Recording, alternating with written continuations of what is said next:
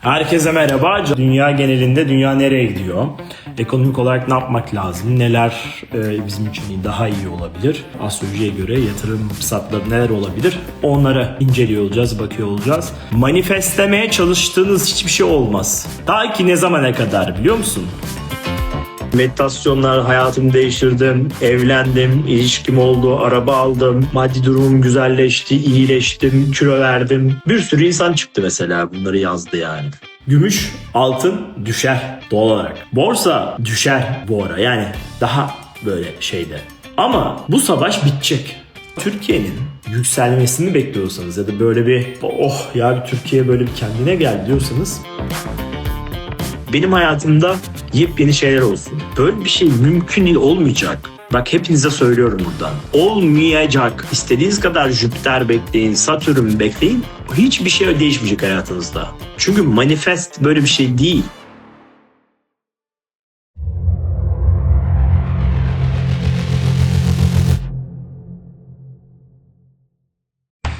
Herkese merhaba, canlı yayınıma hoş geldiniz. Uzun zamandır açmıyordum, yine açmaya başladım. Bu hafta Algol var Boğa burcunda, yeni ay. Yani yeni ay var, Algol ile beraber gerçekleşiyor bu yeni ay Boğa burcunda ve etkin, güçlü bir etkisiye sahip. Aynı zamanda dünya genelinde dünya nereye gidiyor? Ekonomik olarak ne yapmak lazım? Neler bizim için daha iyi olabilir? Ekonomik anlamda kendimizi nasıl daha iyi toparlarız? Önümüzdeki zamanlardaki astrolojiye göre yatırım fırsatları, yatırım tavsiyesi değildir. Ama yine de astrolojiye göre yatırım fırsatları neler olabilir? Onları inceliyor olacağız, bakıyor olacağız. Aynı zamanda sizden gelen bazı soruları da yanıtlıyor olacağım genel olarak. Tabii ki yani beni neler bekliyor gibi sorular değil ama kendinizin dışında toplumun hürmetine faydası olacak sorularınızı da sorabilirsiniz. Haberiniz olsun. Haberiniz olsun. Şimdi nerede yapıldığını söylemeyeceğim ama büyük üniversitelerden bir tanesinde nocebo ve placebo üzerine bir çalışma yapılıyor, tamam mı? Placebo, beklentinin pozitif yönde sonuçlanması demek. Yani inancın, pozitif beklentinin, pozitif inancın pozitif yönde bir etkisini beklemek ve onu deneyimlemek demek. Nocebo da negatif inancın negatif bir sonuç yaratması demek. Yani işte bunu yersem kilo alırım ya da bunu yersem kanser olurum ya da bunu yemeyeyim ki kanser olmayayım. Korkuları nocebo. Suyu içtim, içine okudum, kodladım, bu bana şifa verecek, placebo. Anlaştık mı burada? Yani bir placebo etkisi, placebo her şeyde olabilir. Yediğiniz ilaçta olabilir, yani içtiğiniz ilaçta olabilir, aldığınız takviyelerde olabilir, yediğiniz yemekte olabilir ya da beklenti etkisi olabilir. Eve gidince yorulurum koşullanmayla böyle birazcık hem koşullanma hem de kendi kendimize söylediğimiz hikayelerle de bağlantılı. Nocebo efekt işte ay dolunay geldi. Kaçınız mesela burada? Lütfen yazın yorumlara. Dolunay geldi ağzımıza sıçıldı diyen kimler var? El kaldırsın. Dolunay geldi işte beni ters tepti. Merkür geldi beni ters tepti diyen kimler var? Lütfen söyleyin burada. İşte bu dolunayın suçu değil. Nocebo etkisi. Yani sizin dolunayla alakalı beklentileriniz negatif olduğu için dolunay zamanı zaten içeride var olan o negatiflik beklenti etkisiyle de daha fazla negatifleşmeye çalışıyor aslına bakarsanız bilimsel olarak. Bu çalışmaya göre, iyi bir üniversitelerden bir tanesinde yapılan bu çalışmaya göre placebo etkisinin süresi nocebo'ya göre daha kısa ve kısıtlı. O zaman negatif beklentilerle ilgili olan konular, negatifle ilgili olan konular ya da negatif beklentilerle ilgili konuların hepsi şey yaratıyor. Daha negatif bir etki yaratıyor. Mesela ağrıyacak, canım ağrıyacak, canım çıkacak falan dedik ya mesela. Ondan sonra şöyle olacağım, böyle olacağım diye negatif konuşmaya başladım ya. Negatif konuşmalar placebo'dan, olumlu koşullanmadan daha etkin oluyor bilimsel olarak. O yüzden kendimizle ilgili konuştuğumuz negatiflikler, söylediğimiz negatif düşünceler ya da düşündüğümüz düşüncelerin hepsi aslına bakarsanız bir sıkıntı yaratıyor. Anladık mı orayı? En önemli konu ne biliyor musunuz? Kilo ile ilgili olan sorduğunuz için söylüyorum bunu ben. Ben son zamanlarda meditasyonlarda özellikle 8. merkezi çalışıyorum, enerji merkezi. Mudita uygulamasında var. Mudita uygulamasını indiriyorsunuz. Haritalarınız da çıkıyor. Rüya yorumlarınız da var. Beyin dalgaları da var. Bir sürü şey var. Ben size programı söyleyeyim ne yaptığımı kilo için. Sabah kalkıyorum öncelikle. Gözümü açar açmaz bir tane meditasyon seçiyorum. Genelde enerji merkezleri oluyor bu. Enerji merkezleri doping diye kısa versiyonu var. 30 dakika civarı, 29-30 dakika civarı. Bunu yapıyorum. Burada her enerji merkezi ve dikkatimi verirken her seferinde immün sistemimin iyi çalıştığına dikkatimi koyuyorum. Aynı zamanda enerjimin yükseldiğini, yaşımın ve hücresel seviyede yaşımın gençleştiğini, kolajen üretimimin arttığını, cildimin daha iyi olduğunu, ondan sonra işte belli hormonların daha iyi çalıştığını, metabolizmamın daha da hızlandığını öngörüyorum. 30 dakikalık meditasyonda. Sonra gün içerisinde yine Mudita uygulamasında beyin dalgaları ile ilgili NeuroDep denen bir kısım var. Orada duruma göre mesela enerji için ya da işte dinlenmek için gibi yaptığım böyle 10 dakika açıyorum o ses dalgasını, dinliyorum. Dinlerken niyetlerime ve isteklerime, beynime komut veriyorum. Komutum nasıl? Şu andan itibaren daha az yiyorum. Şu andan itibaren daha sağlıklı yiyorum. Şu andan itibaren şunu yapıyorum. Şu andan itibaren bunu yapıyorum gibi. İnanın hiçbir beslenme şeklimi değiştirmedim. Dün 2 tane pizza gömdüm. Üzerine bir de tatlıları gömdüm. Üzerine bir de gece acıktım dondurma yedim. Yarım kilo falan yemişim. Ya şu küçük kaseler var ya, 350 gram mı? 350 miligram falan. Spor yapıyor muyum? Evet. Sporum haftada 2 veya 3 maksimum. Çok yürüyor muyum? Hayır. Yani aslında her şeyi aynı yapıyorum. Ve bu süreçte insanlardan hep duyduğum şey şu olmaya başladı. Sen cildine ne yaptırdın? Cildin parlıyor. Sana bir şey olmuş, enerjin çok yüksek. Sana bir şey olmuş, şöyle bir şey var. Aa bakayım, sana enerji çok güzel duruyor. Aa sen kilo verdin. Aa sen kilo verdin. Yağların gitmiş, yüzün incelmiş. Devamlı bunları söylemeye başladı insanlar ve ben bu kadar hızlı bunu beklemiyordum açıkçası. Ve uzun zamandır, yani 15-20 gün gibi bir kısa bir sürede bile bu etkileşimi gördüm. O yüzden de devam ediyorum. Siz de yapabilirsiniz. Mudita uygulaması zaten çok uygun fiyatlı bir şey. İndirin, uygulayın, yapın. Ondan sonra bu benim tekniğim. Yani kullandığım bir teknik kendi içerisinde. Neden? Çünkü yapılan bu bilimsel, büyük üniversitenin yaptığı bilimsel araştırmaya göre plasebo etki, yani olumlu beklenti etkisi ya da olumlu koşullanma nocebo'ya göre daha zayıf ya. O yüzden benim devamlı plasebo etkiyi beslemem gerekiyor. Beynime, zihnime, bedenime hafıza gibi kazımam gerekiyor. Tek tek. Biz buna da nöroplastize diyoruz. Neden biz diyorum? Çünkü ben nörobilim okuduğum için diyorum. Diplomam var ya, o yüzden ben biz diyebiliyorum. Mesela ilkokul mezunu birini biz buna nöroplastize diyoruz deyince ben şaşırıyorum. Ama beyin burada anlaşılan noktada biz buna gerçekten nöroplastize diyoruz. Bu bende mi var? Hayır, sizde de var. Hepimizde var. O zaman beyni küçük mikro alışkanlıklarla aslında bakarsanız ve mikro telkinlerle ve doğru yöntemle, doğru araçlarla devamlı olarak hatırlatırsanız ve devamlı olarak zihninize gitmesi gereken direksiyonu hatırlatırsanız, o zaman plasebo etkisini devamlı besliyor olacaksınız. Ama bu sırada nocebo etki de var. Bu nocebo etkiyi de çözmeniz lazım. Nasıl çözeceksiniz bunu? İşte bütün gün bekleyin. Jüpiter geliyor, Satürn tepiyor. İşte Jüpiter beni tepti falan diye. Bunları bekleyerek hareket ederseniz işte o nocebo etki oluyor. Ya da işte bir şeyin gelmesini bekliyorum. Bana iyi gelecekle beklediğiniz zaman da yine plasebo etki oluyor. Ama bir yere gidemiyor çünkü nocebo etki çok yoğun. Nocebo etkideki şey ne? Hayat kötüdür, ekonomi kötüdür, bilinçaltın kötü, para kazanmak kötü. Bir de Jung'un da söylediği bir şey var. Bilinç dışı, kolektif bilinç dışı diye. Unconscious, kolektif unconsciousness. Kolektif unconsciousness o kadar kuvvetli bir şey ki sen farkında olmadan etrafındaki bütün negatif, bütün problemli insanlarla senin zihnin eşleşiyor. Beyin neyse onunla eşleşmek zorunda. Astroloji haritası gibi düşün aslında. Astroloji haritasında da hani uyumlar var ya, oradaki uyumlar da biraz buna benziyor aslında bakarsanız yani. Benzerle eşleşiyor. Mesela sen Galatasaraylısın, ben Galatasaraylıyım. Ne yapıyoruz? Aa sen de mi Galatasaraylısın? Ben de Galatasaraylıyım. Aa sen İTÜ'de mi okudun? Ben de İTÜ'de okudum. Aa öyle mi? Aa sen Arizona State'te mi okudun? Aa ben de Arizona State'te okudum. Aa ne okudun? Psikoloji okudum. Aa ben de psikoloji okudum. Aa sen Üsküdar Üniversitesi'nde nörobilim mi okudun? Aa ben de nörobilim okudum orada. Tamam. Aa sen şimdi King's College'da mı çalışıyorsun? UCL'de mi çalışıyorsun? Oxford'da mı çalışıyorsun? Aa ben de falan.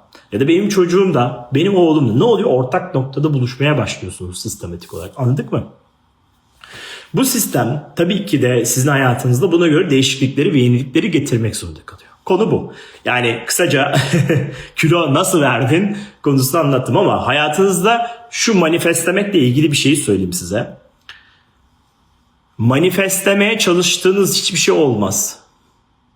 Ta ki ne zamana kadar biliyor musun?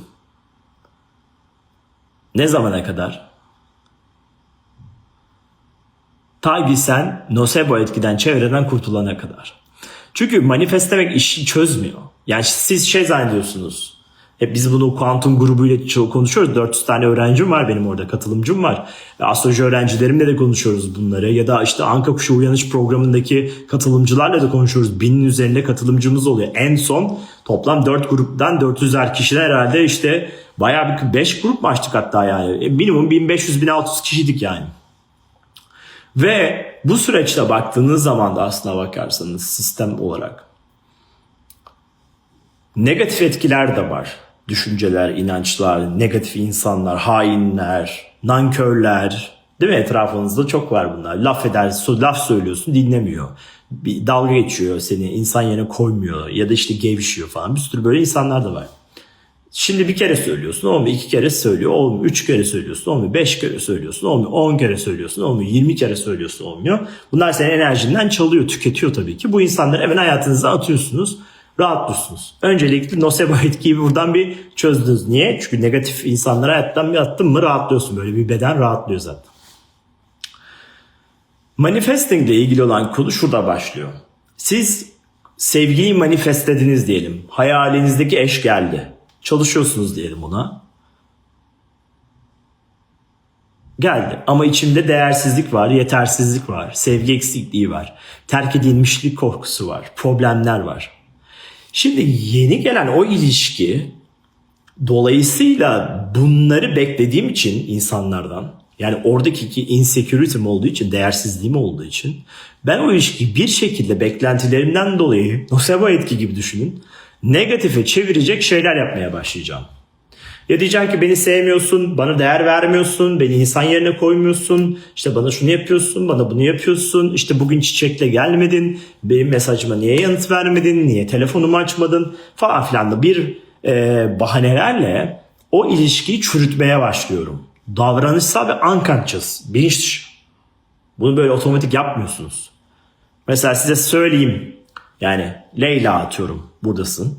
Leyla'cığım şimdi sen durduk yere partnerine rahatsızlık vermek ister misin? Hayır. Ne ararsın? Huzur, sevgi, değil mi? Paylaşım, güzel bir iletişim. Ama ne oluyor? İçerideki yansımalarımız, içerideki problemler tabii ki de ilişkiye yansıyor. Ve böylelikle Jüpiter senin evlilikler evinden geçerken ya da senin flörtler evinden geçerken haritan favor olsa da, yani haritan destekleyici bir konumda da olsa, sen hiçbir şekilde haritanın o olumlu etkilerinden faydalanamıyorsun. O winner olamıyorsun. Değil mi? Loser oluyorsun devamlı. Devamlı lose. Devamlı kaybetmek. Devamlı kaybeden tarafta oluyorsun. Bu sefer diyorsun ki ama ben hayatıma biri geldi gitti. Okey, Emre geliyor. Halil gidiyor. Halil gidiyor, Cem geliyor. Cem gidiyor, Göktuğ geliyor. Göktuğ gidiyor, o geliyor, bu gidiyor derken 70 tane adam geliyor gidiyor hayatına. Ve sen 45 yaşına gelmişsin. Hala manifestlemeye çalışıyorsun. Manifestlemek tek başına yeterli değil. Mesela Mudita'da 8. merkez meditasyonu var. Onu bol bol çalışın. Geçmiş çocukluk dönemleri, çocukluğunuzun dikkate ihtiyacı var. Ne yapıyor, ne ediyor? İyi bir psikoterapistle çalışmak çok iyi olabilir. Beraber psikoterapi ve meditasyonları kombine edebilirsiniz. Harika çalışır. Biz bilimsel olarak şunu biliyoruz. Meditasyon bilimsel olarak çalışan, inanılmaz faydaları olan bir araç. Evet, aranızda bazılarınız şey diyebilir yani. Ya işte meditasyon değil de ben namaz kılıyorum. Alakası yok. Namaz kılmak dini vecibe biz. Hepimiz namaz kılıyoruz. Gereken dualarımızı ediyoruz. O ayrı bir konu. O da meditatif bir süreç. Evet, kesinlikle. Ama spesifik anlamda çalışılan meditasyonlar bu durumdan farklı oluyor. Bunu unutmayın. O yüzden ikisini de yapın. Hem namazınızı kılın hem bunu da uygulayın. Yani çok faydalısını görüyor olacaksınız. Astrolojik olarak da sizden istediğim genel gezegen hareketlerini Negatif olarak beklemeyin hayatınızda devamlı. Yani işte bu geldi benim hayatıma kötü bir şey gelecek. Bu geldi benim hayatımda kötü bir şey olacak. Bu geldi benim hayatımda böyle olacak. Mesela Dali'ye bakarsak. Dali bildiğim kadarıyla 86'lar ya da 90'lar böyle bir yaşlarda öldü. Ya 80 küsür ya da 90 küsür yaşında öldü. Şimdi Dali'nin doğduğu zamanla şu anı bir karşılaştıralım. Şu an bile 80, 85, 90 yaşında ölmüş bir insana yani yaşamış daha ne yapacak diyoruz değil mi?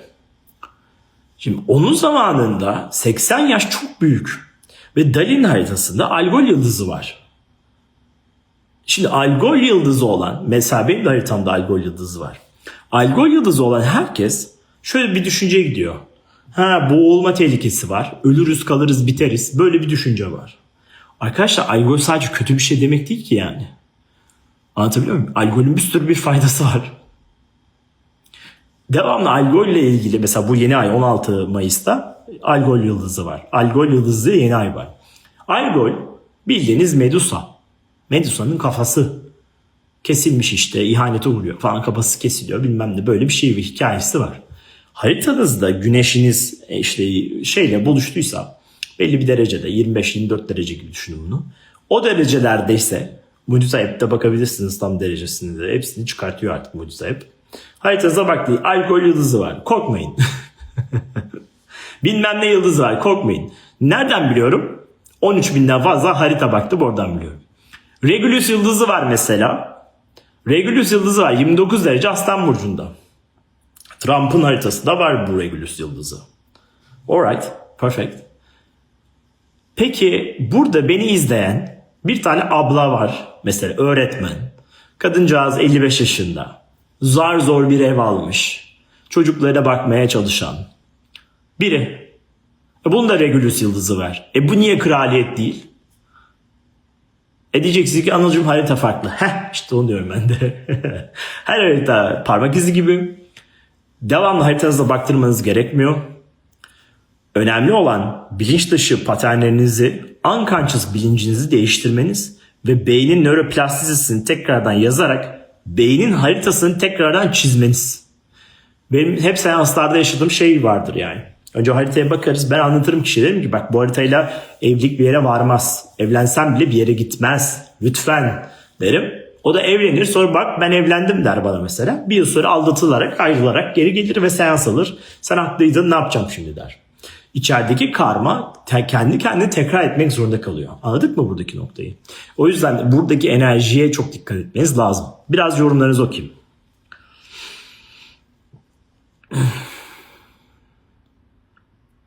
Yaş aldıkça riskim azalıyor demiş. Ne riskin azalıyor onu anlamadım. 16 Mayıs doğum gününüzmüş. Hocam ne olur yayını kaydedin. Kaydederiz tabii ki. Benim güneşim Algol ile kavuşum 16 Mayıs. Ya şöyle düşünün Seçkin Hanım. Ben 15 Mayıs doğumluyum. 16 Mayıs'ta siz doğumlusunuz. Her 15-16 Mayıs doğumlu insanda güneş Algol kavuşumu var. O zaman şuna bakmamız lazım. Her güneş Algol kavuşumu olanlar boğularak ölüyor mu? Küçüklüğümde gerçekten boğulma kazaları atlattım. Belki de çocukluk kadar. Yani işte su gitti. Bir kere şeker kaçtı. Geçenlerde Blueberry bir yatarken vah diye attım. O böyle bir gitti. Bir kere suyla boğuldum. Ondan sonra hemen böyle şeylerim oluyor. Ama bunlar genelde benim sakarlığımdan oluyor yani. Hani hemen falan diyişimden oluyor. Yeni fotoğrafını beğendim demiş. Teşekkürler. Üniversiteden istediler. Yeni üniversiteye gidiyorum ben artık biliyorsunuz. Yine 3. master'ımı yapıyorum. Görüntülü online yapıyor Anılcan hocam seanslarını demiş. Seanslarımızda yer yok arkadaşlar. 2028 Mart, Nisan gibi bir şey. Kuantumdayım ben de herkesin katılmasını tavsiye ederim. Değişmeye dönüşmeye hazırız demiş. Meditasyonlarda manifesteyenler kimler var? Mucize'yi kullanan kimler var? Görebilir miyim? Yazın da. Bu arada ekonomik olarak konuşacağımız şeyler var. Demet Parlak demiş ki biliyordum Galatasaraylı olduğunu. Fenerbahçeliydim döndüm arkadaşlar. Uzun zaman önce döndüm yani. Öyle söyleyeyim. Yani ben çok böyle laf olsun diye tutuyorum yani. Öyle diyeyim. Çünkü alakam yok yani. Bütün canım dostlarım benim hepsi Galatasaraylı. Pierre öyle, Halil öyle, buradaki ilk 3-4 tane arkadaşım öyle, Okan abi öyle, yanlış hatırlamıyorsam. Ondan sonra bir sürü insan var yani tanıdım. Bir ara yani şey değilim hani ben fanatik öyle bir şey değilim. Hani 2 gün sonra Beşiktaşlı da olabilirim. Tam bir döneyim yani o konuda. Yani bir anlamı yok benim için. Biz yani hep bütün takımları da öyle tebrik ediyorum. Destekliyorum yani. Umurumda değil benim yani. Çok ilgilenmiyorum öyle. Hani fanatik bir tarafım yok. Anılcan hocam ise ben Hollandalıyım artık. O yüzden Hollanda Ajax. Anıl hocam senin sayende ehliyetimi aldım. Anlattıklarınızı dinleyerek meditasyonlarla demiş Zehra. Tebrikler. Tuvana'nın hesabından kim girdi acaba?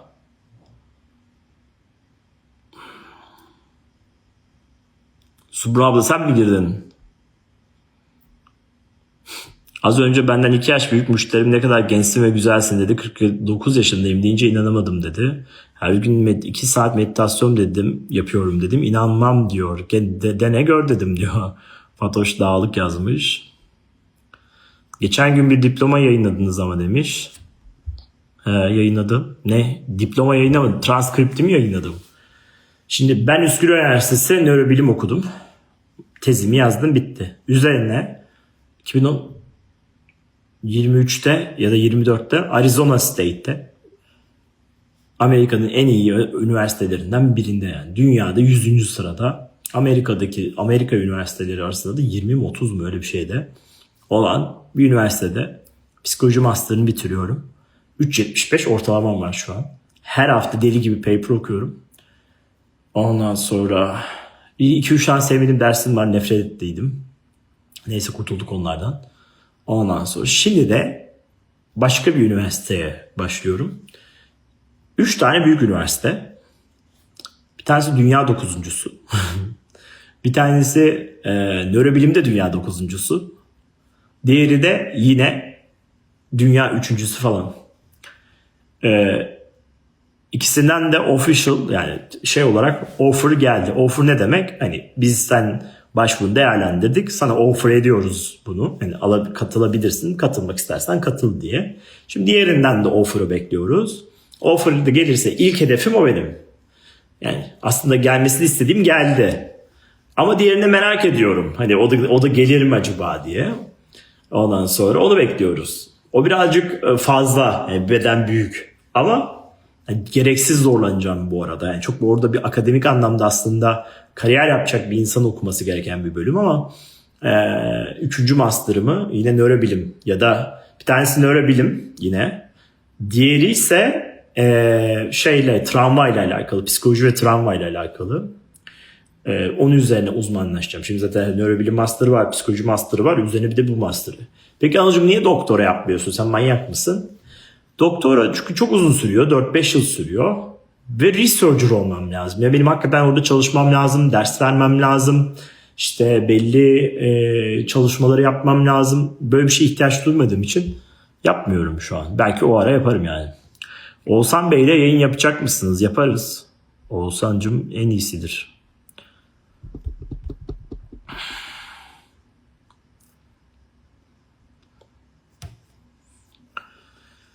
Bir kişi daha demiş ki ben de aynısını yaşıyorum. Ankara grubuna girdiğimden beri meditasyonları yapmaya başladığımdan beri herkes sende bir değişiklik var dediler. Ne yaptın yüzüne dediler. Ben de alacağım meditasyonları dedim diyor. Evet bakın bu var. Meditasyon gerçekten kolajen production'ı arttırıyor arkadaşlar. Bakın hiçbir şey yok suratımda. Vallahi bak şeylerim de yok. Eskiden yaptırırdım. Neydi onun adı? Botoks. Botoks hiçbir şey kalmadı yani. Hiç sıfırım yani. Makyaj da yok. Bence doktora kesinlikle yapmalısın. Türkiye'de yaparım da doktora. Yarın başlarım. Ama doktora da ben öylesine doktora yapmak istemiyorum. Yani yaparsam bayağı bir yapmam lazım ve işi gücü bırakmam gerekiyor. Hadi. Çünkü yapacağım yer yine Amerika'da bir üniversite var. Orada konuştuk da bu arada. Oradan da okeyim yani. Her şeyim uyuyor. Ondan sonra sadece konuşmam lazım. Research grubuyla konuşmam lazım. Bu kadar. Monita Dors meditasyonlar çok iyi demiş. Ücretli mi diyor. Yok bedava hayatım. Üzerine ben para veriyorum meditasyon yaptın diye. Tabii. Arkadaşlar bazen çok garip. Bakın ben size bir şey söyleyeyim. Ve sonra finans konusuna geçelim. Şu astrolojide neler oluyor, dünyayı neler bekliyor falan, onları konuşalım hemen hızlıca. App, yani bir app'inizin olması, bir yazılımcıya bir paralar ödüyoruz aylık. Onun vergisi, yok Apple Store'un %30 kesintisi, yok bilmem nenin %40 kesintisi. Apple'da şimdi 150 lira senden alıyor mu? Onun içinde KDV'sini de kesiyor. Onu kesiyor, bunu kesiyor, bir de bana %30 yansıtıyor. İnanın 150 liradan 15 lira falan kalıyor. 15 lirada 20 lirayla da ben de şey ödemeye çalışıyorum. Yazılımcının parasını ödemeye çalışıyoruz yani gerçekten. Hani zevkle yapıyorum. Neden? Çünkü içerisinde meditasyonlar var, beyin dalgaları var. Şimdi yeni update geliyor ve o da çok iyi olacak. Bir sürü özellik var içerisinde ve ben bu özelliklerin hepsini kullanıyorum. Kendim ne kullanıyorsam size de onu paylaşıyorum. Çok güzel. 4000'den fazla haftalık abonemiz var. Yani aylık 16.000 abonemiz var aktif olarak kullanan. Zaten app'e girdiğin zaman minimum 1000 kişi, maksimum 3000-3200 kişi online oluyor aynı anlıkta. Mükemmel bir şey. Türkiye'ye meditasyonu sevdirdim yani. Bu benim için çok büyük, değerli bir şey. Ve meditasyon yaptığınız her gün bilimsel olarak daha gençleşiyorsunuz. Bilimsel olarak stresiniz azalıyor. Bilimsel olarak Alzheimer'a yakalanma riskiniz azalıyor. Bilimsel olarak immün sistemimiz daha iyi çalışıyor. Bilimsel olarak beyindeki gri madde denen bölge daha kalın kalıyor. Bu da kognitif fonksiyonların daha iyi çalışması ile ilişkili olan bir data diyeyim. Yani beyin daha genç olduğunu gösteren bir veri. Depresyon, anksiyete, panik atak azalıyor. Bir haftada azalıyor bunlar. Bunlar benim düşüncem değil. Ben böyle kalktım bir gün öyle düşünüyorum değil. Bilimsel olarak yapılmış çalışmalardan bahsediyorum ve bir tane yok. Binlerce var. Binlerce değil, yüz binlerce var. Bütün üniversitelerde mindfulness eğitimi var. Yani Cognitive Behavioral Terapi'de bile şu an Oxford Üniversitesi'nde list çıktı. Mindfulness versiyonu çıktı. Mindfulness Cognitive Behavioral Therapy çıktı. Yani artık her şey, bütün sistem mindfulness'a, meditasyona dönmeye başladı zaten. Çünkü çok güçlü. Ve oturduğunuz yerden çalışabiliyorsunuz. En azından saçma sapan şeyler değil, boş şeylerle uğraşmıyorsunuz. Yani. Hocam 2-3 kere yaptım, sıkılıyorum ben ya. Sıkıl hayatım, o zaman böyle oturmaya devam edersin. Yapacak bir şey yok. Anıl hocam nereden bulabilirsiniz? Biri yazabilir mi app'in adını? Mudita. Arada ücretsiz sunum meditasyonlar da var demiş. Evet. Var, tabii ki oluyor. Tabii ki oluyor. Bereket çalışması yenilemek gerekir mi? 5 yıl oldu. Gerekmez. Esmaları nasıl yaptığın önemli. Bir de bilinçaltının nerede olduğu önemli. Yani beynin nerede, negatifte misin, değil misin, düşünceleri nerede, ödevleri ne kadar yaptın, onlara bağlı. Yoksa hiçbir şey yenilemene şu anlık gerek yok. Bir üst seviyeye geçeyim, daha iyi olsun, bakma lazım. Anladım, sen haklısın ama lütfen her gün bir meditasyon ücretsiz yap. Zaten birçoğu bazen haftada bir ücretsiz koyuyorum ben oraya. Duyuruyorum da. Sadece çok reklam oluyor. O yüzden de koymuyorum. Gülsüm demiş ki birçok meditasyon yaptım. Sesinizdeki titreşim önemli demiş. Para için hangi meditasyonu yapabilirim demiş. Bereket meditasyonu yapabilirsiniz. Ama benim bir teorim var. Bereketle ilgili meditasyonu yapıyorum. Berekete uyumlanıyorum. Dikkatimi açıyorum, kalbimi açıyorum. Bereketle ilgili düşünüyorum falan. Hatta belki bereketle ilgili esmaları da yapıyorum. Ama alt beynimde, bilinç dışında para nerede?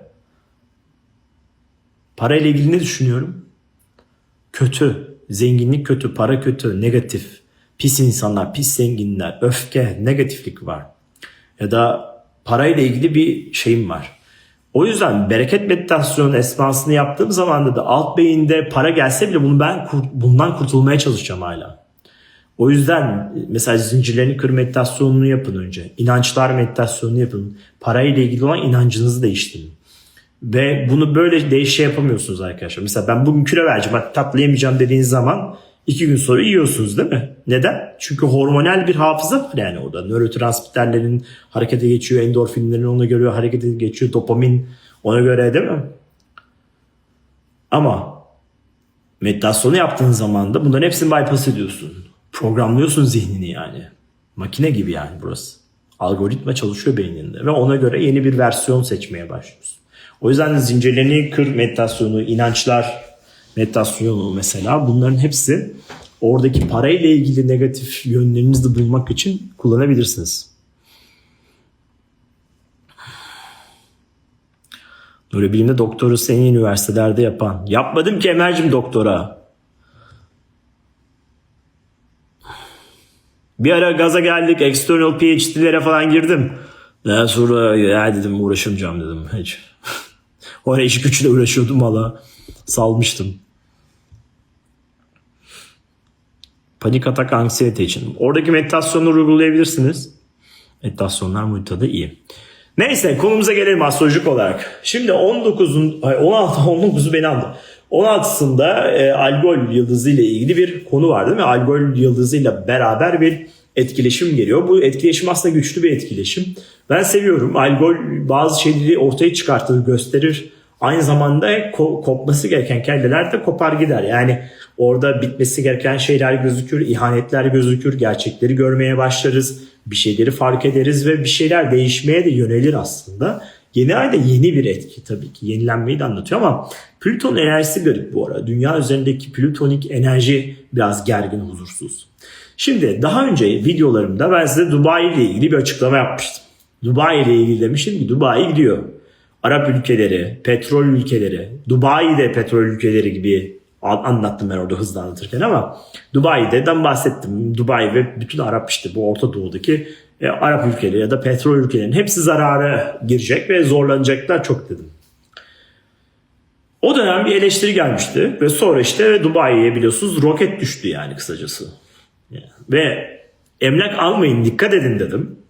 Tabii ki emlak alanlar ve orada emlakçılık yapanlar tabii ki köpürdü doğal olarak. Hani sen benim işimizi bozuyorsun dedi yani kısacası. Hak veriyorum. Ama astrolojik olarak ben bunu öngörüyorum arkadaşlar. Ben kalkıp bugün Dubai'yi nasıl bitireyim, sektörü nasıl yok edeyim diye kalkmıyorum yani. Ve dediğim gibi oldu. Emlak endeksi %32 düştü. Yani siz 1 milyon dolarlık bir ev aldıysanız 320 bin dolarınız gitti. Yani 320 bin doları bana versene. Ha toparlayacak, recover edecek, eder. Ama eskisi gibi olmayacak yani onu bilin. Dubai. Eski koşulları Dubai'nin hiçbir zaman olmayacak. Dubai dışında 5000 tane opsiyon var zaten arkadaşlar. Yani niye Dubai? Yani niye sadece Dubai olsun? Yani 70 milyon tane yer var Dubai gibi yani. Zero tax olan. Değil mi? Dünya kadar yer var yani. Neyse yani konu o değil. Dubai konusu benim için uzun zamanda belki hani 5 yıl sonra, 6 yıl sonra, 7 yıl sonra, 8 yıl sonra Dubai biraz daha kendini toparlar. Tabii ki %32'lik o düşüş belki %15'e geriler falan filan. Evet böyle şeyler olur. Hatta belki pozitife bile dönebilir sonradan. Belki. Ama ben yine de oraya doğru yatırımlarla ya da emlakla ilgili bir yatırıma şu anda astrolojik olarak pek gitmem. Şu anda savaş var. Savaşla ilgili problemler var. Trump'ın haritasına bakıyorsun. Ağustos ayında tutulma var. Tam haritasını yine etkileyecek bir yerde. Pozitif güçlü bir tutulma bu. Trump içinde de şey ama Trump'ın suikast girişimleri olacak dedik 3-4 kere ve 3-4 kere de oldu. Başarısız oldu ama hala da riski var. 12 Ağustos'a kadar hala da olmaya devam edecek. Bu durum yani şu an İran'la ilgili olan kavgalar, savaşlar, işte belirsizlikler, işte İsrail'in şeyleri falan filan bütün borsayı ya da Amerikan sürecini negatif yönde etkiliyor. Ve bu yüzden de borsa şu an Amerika borsası astrolojik olarak öngörüm ve düşüncem yatırım tavsiyesi değil ne yapıyorsunuz yapın. Çünkü paraları kazanınca bana hiçbir şey yok. Altınları da söyledik 1000 liraydı 500 liraydı hatta 200 liraydı. Altınları aldınız 7-8 bin lira oldu beni kimse aramadı. 8 binden ne zaman geriledi herkes beni aradı ondan sonra beni aramayın.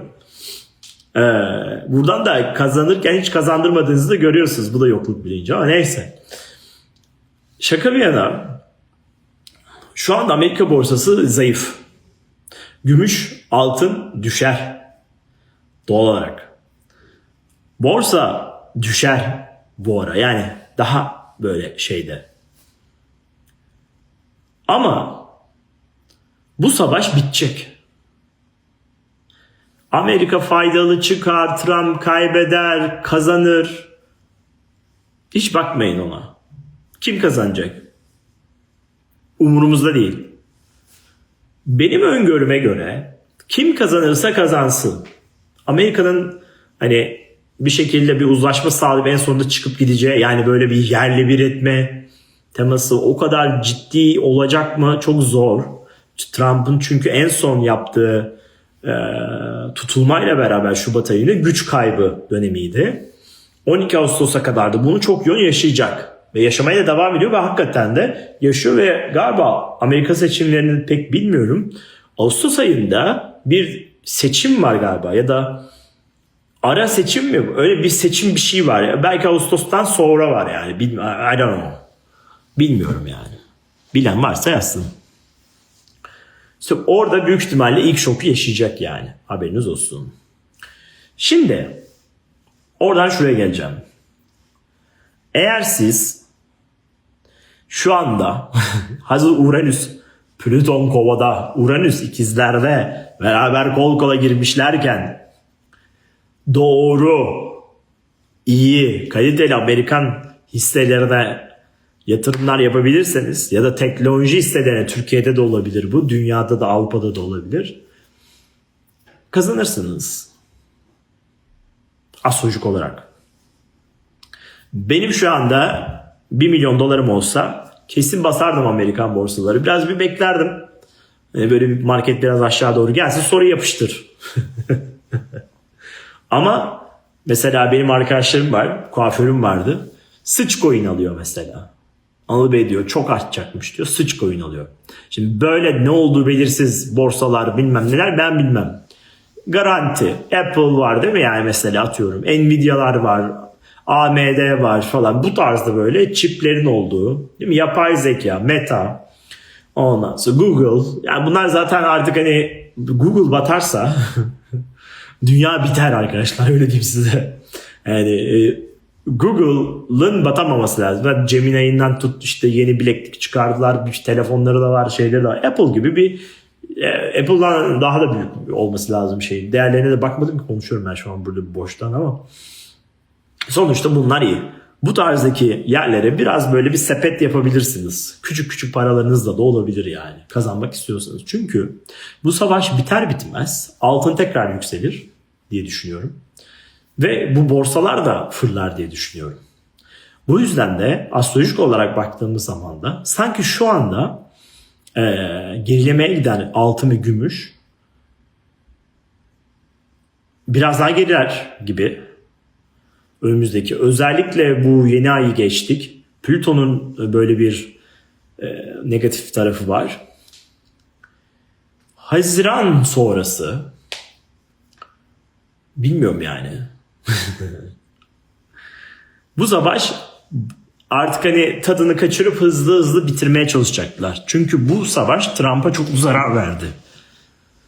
Bu yüzden Trump bir şekilde orta yolu bulup kaçmaya çalışıyor şu anda. Bir şeyler bulup kaçmaya çalışıyor. Trump o hamle yapıp kaçabilirse kendini de kurtarabilecek. Zaten ben bunu Astroloji Dergisi'nde yazdım bu arada. Bunları daha şimdi söylemiyorum ben. Ta Kasım ayında geçtiğimiz yıl yazdım ben bunların. Hepsi var. Astroloji Dergisi'ni al, oku. Anılcan yazdı. İkisine de yazdı yani. 2 dergiye de yazdım. Diğer noktaya geldiğimiz zaman Türkiye'ye ne olacak? Türkiye'nin para evini etkileyen bazı negatif etkiler var. Devrim, dönüşüm, yenilenmeyi anlatıyor. Bu devrim, dönüşüm, yenilenme, hani bir diyorlar Türkiye yeni Dubai mi olacak? Olmayacak. Türkiye yeni Dubai olmayacak. Keşke olsa ama olmayacak. Ama Türkiye bir attractiveness kazanacak. Bir çekicilik kazanacak. Ama Türkiye'nin yükselmesini bekliyorsanız ya da böyle bir oh ya bir Türkiye böyle bir kendine gel diyorsanız 2027 olumlu etkiler var. Belki şimdiden bazı şeyler ekilecek ama 2027'de biçebileceğiz gibi düşünün. O yüzden o zamana kadar daha vaktimiz var. Bu yüzden de gayrimenkul benim arkadaşlar bakın ben size bir şu kısaca şey söyleyeyim. Ben gayrimenkul severim. Ve keşke gayrimenkulüm hiç olmasaydı. Öyle söyleyeyim size. Yani bizim öyle bir memur kafasıyla, annemler babamlar benim memur olduğu için, tabii ben de küçüğüm yani, işte bir evim olsun kiraya vereyim falan. Bir evin oluyor, kiraya veriyorsun. Atıyorum 40 bin lira kiraya veriyorsun. 20 bin lirası vergi. Sana 20 bin kalıyor. Para koymuşsun atıyorum 10 milyon. Sallıyorum yani şu anda. 10 milyona hisse alsaydın 30 milyondu. Şimdi evi satmaya kalksan 9 milyon ya da 11 milyon satamazsın yani. Para yok çünkü piyasada. Gayrimenkul, bence oturacağımız evi almak çok önemli. Hiç bu işleri bilmiyorsanız, hani ben orada ekonomist değilim, şeyci değilim. Ben bunu kararını veremem yani size. Sadece şunu bilin. Gayrimenkul aldın, kiraya verdin, cebe attın diye bir devir yok. Türkiye dahil olmak üzere dünyanın her yerinde en az yarısı vergiye gidiyor abi. İşte bakım masrafı, kiracı ödedi mi ödemedi mi, taşındı mı taşınmadı mı, aidatı verdi mi vermedi mi, öyle mi oldu böyle mi oldu. Uzun vadede lost gayrimenkul. Ben hiç gayrimenkulün faydasını görmedim. 2012-15 zamanları, yani 2010, 2008 ile 12 arası, 13-15 arası Türkiye, İstanbul böyle bir fırlamıştı yani her şey. Hollanda'da da fırlamıştı. Evet, yani kendiniz oturacağı mutlaka en güzel ev alın isterseniz. Yatırım amaçlı çok ucuza bir şey bulursanız ve anlamam ben abi yatırım ya Amerika borsası falan ben bilmem, gözümün önünde olsun benim derseniz olabilir. Ama orada da depreme yakın yerlerden almayın. Yani onlara dikkat edin. Ayvalık Gücü 2. lige çıkar. İnşallah 1. lige çıksın. Ayvalıklı olarak. Türkiye'nin ikinci yarısının bir tık daha iyileşme ihtimali var mıdır? Vardır. Evet, kesinlikle öyle. Bu anlattığım şeyler beni bağlar. Yatırım tavsiyesi değil. Haberiniz olsun. Bu arada emeklilik fonları da olabilir. Bak ben onu düşünüyorum bazen. Birkaç arkadaşıma söylemiştim anlamayan. Dedim ki biraz Amerika hisseleri, teknoloji hisseleri fonu. Biraz altın. Ondan sonra biraz %10 Türk hissesi. İşte biraz da bilmem ne. İşte artık neyse onlar da sunsun. Çok büyük karlar etti yani. İnanılmaz karlar etti. Sen yapmıyorsun hiçbir şeyi. Orada zaten şeyci yapıyor. Neydi adı?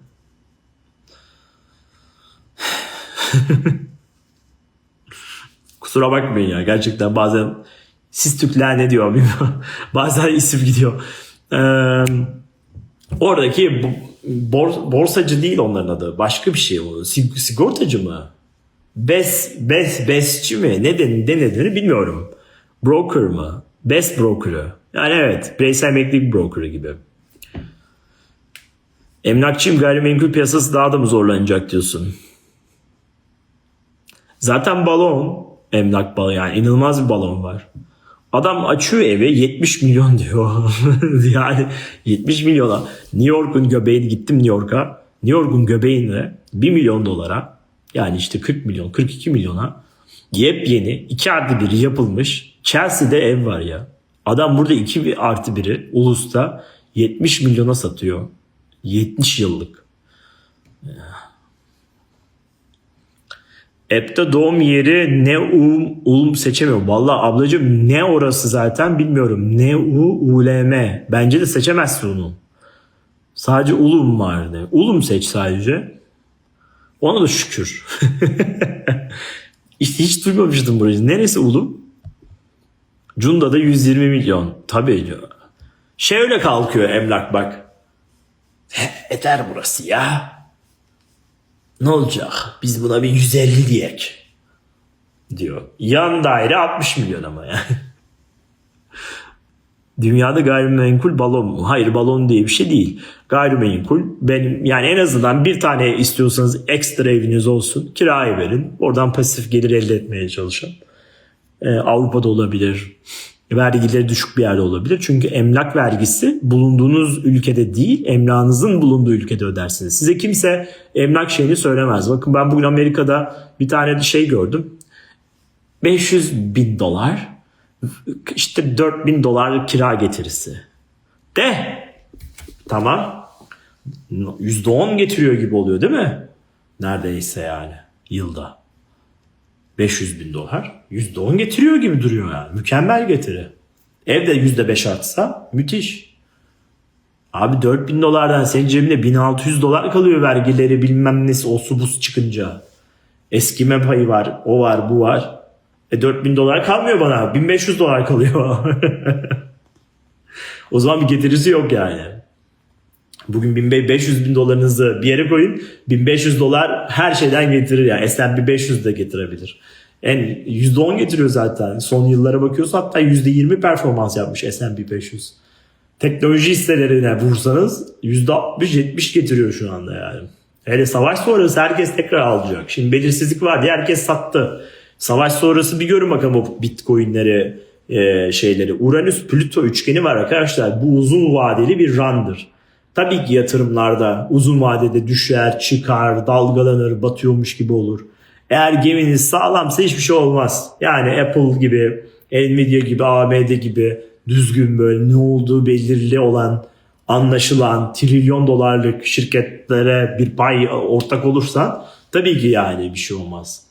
Ama gidip işte bizim arkadaşın abisi şirket açmış ona ortak olduk dersen onu bilmem. Onun hissesini aldık dersen onu bilmem. Hollanda'da zaten evinde demiş. Ne o evimde? Bak Doktor Bahar var aranızda. Kendisi diyor ki meditasyonları yapıyorum Anıl diyor. Yaptığım işlemlerden daha çok cildim gençleşti diyor. Bu Hanta virüsüyle ilgili ne düşünüyorsunuz diyor. Hiçbir şey, hiç korkmayın. Çok güzel pompalamaya çalışıyorlar şimdi. Hemen böyle Mehmet Cihan hemen çıkmıştır. Bak geldi başladı mı çocuk hastalığı anlatıyor. Hanta virüs bile anlatıyor herif. Virüsolog, virüsçü adam yok dünyada. Her şeyi o anlatıyor. Yakın depremi de anlatacak. Astrolojiyi bile anlatabilir yani öyle söyleyeyim size. Hanta virüs zaten var. Ben biraz okudum. Okuduğum kadarıyla, anladığım kadarıyla söylüyorum. Var. Aşısı da var. Yani isteyen yaptırsın. Ondan sonra, tabii hemen gördüğünüz gibi pompaladılar gördüğünüz gibi. Falan. Vakalar şöyle falan. Yok işte. Ya. İyi ki buradakilerin çoğu kuantumda yok. Gerçekten korkunç sorular demiş. Kuantum bizim ailemiz büyük bir alan. Hollanda'ya daha gelmem mi ya? Vaktim var. Niye ne yapacaksın?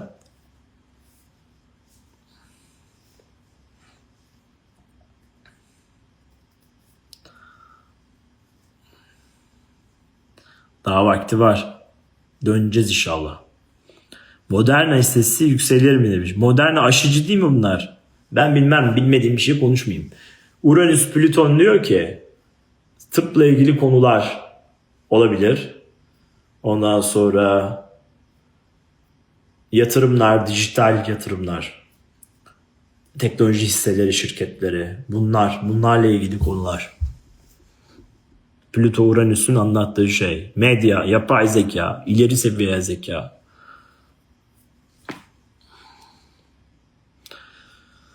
Anılcan şu kibir duruşunu bıraksan muazzam olacağım. Bak siz ne muazzam olacak biliyor musunuz? İnsanları şurada tanıdığınız kadar konuşmazsanız muazzam olacak arkadaşlar.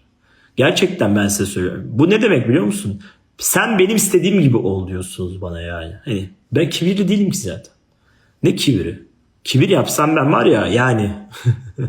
Kibir yapabilecek tek insanım bu arada. Bu sektörde. Gerçekten söylüyorum yani. İlkokul mezunları burada bir şey anlatıyor yani. Ama ben size ufak bir şey söyleyeyim. Gerçekten samimiyetle söyleyeyim. Şöyle yapsan böyle olur. Böyle yapsan böyle olur demek bir insana. Ben seni böyle görmek istiyorum. Benim doğrularımla yaşa demek yani. Otantikliğini boz demek yani. Ve beni sadece bu kamerada gördüğün kadar tanıyorsun. Benim konuşma şeklimi kadar tanıyorsun. Arkadaşlığımı bilmiyorsun. Neler yaptığımı bilmiyorsun. Arka planda bilmiyorsun. Yani Murat Övüç gibi ben de kapı kapı gezip yani ya da kapı kapı gezdiğimi kameralara mı koyayım yani? Ya da buraya gelip canlarım sizi çok seviyorum. harikasınız, love you so much falan mı yapayım yani? Sahte yani, bunlar sahte. Anlıyorum, tabii ki böyle gözüküyor olabilir. Size de hak veriyorum. Ama öyle değilim, bilin. Ama öyle olsam bile boş ver, benle evlenmeyeceksin hayatım. Ben sadece bilgi veriyorum yani. Ve böyle bir adamım ben. Mesela sokakta da beni tanıdığın zaman da, geldiğin zaman da aa falan dersin yani. Tabii ki ciddiyim. Bazen geliyor tersim, bazen geliyor gıcık oluyorum, bazen geliyor bir şey oluyorum. Bunlar böyle yani, olabilir. Ama size de hani çok ufak böyle bir feedback vermek istiyorum bu düşüncede olanlara. Böyle olsan daha iyi olur demek, benim değerlerim ve inançlarım böyle. Bu gözlemime uyarsan seni severim ya da daha çok severim demek. Yani sen otentikliğini kaybet, benim istediğim gibi biri ol demek. Ve bu aslında hepimizin hayatındaki en büyük kibir bu. Mesela ben diyelim seni seviyorum, sevgilimi. Seviyorum diyelim. Tamam, sevgilim var. Sevgilime diyorum ki böyle yaparsan seni severim. Beni ararsan seni severim. Yani beni aramazsan seni sevmem. Yani şart ve koşulu var. O yüzden ona dikkat edin. Biz senin Demet ablaya düet şarkını bekliyoruz. Yok anasını.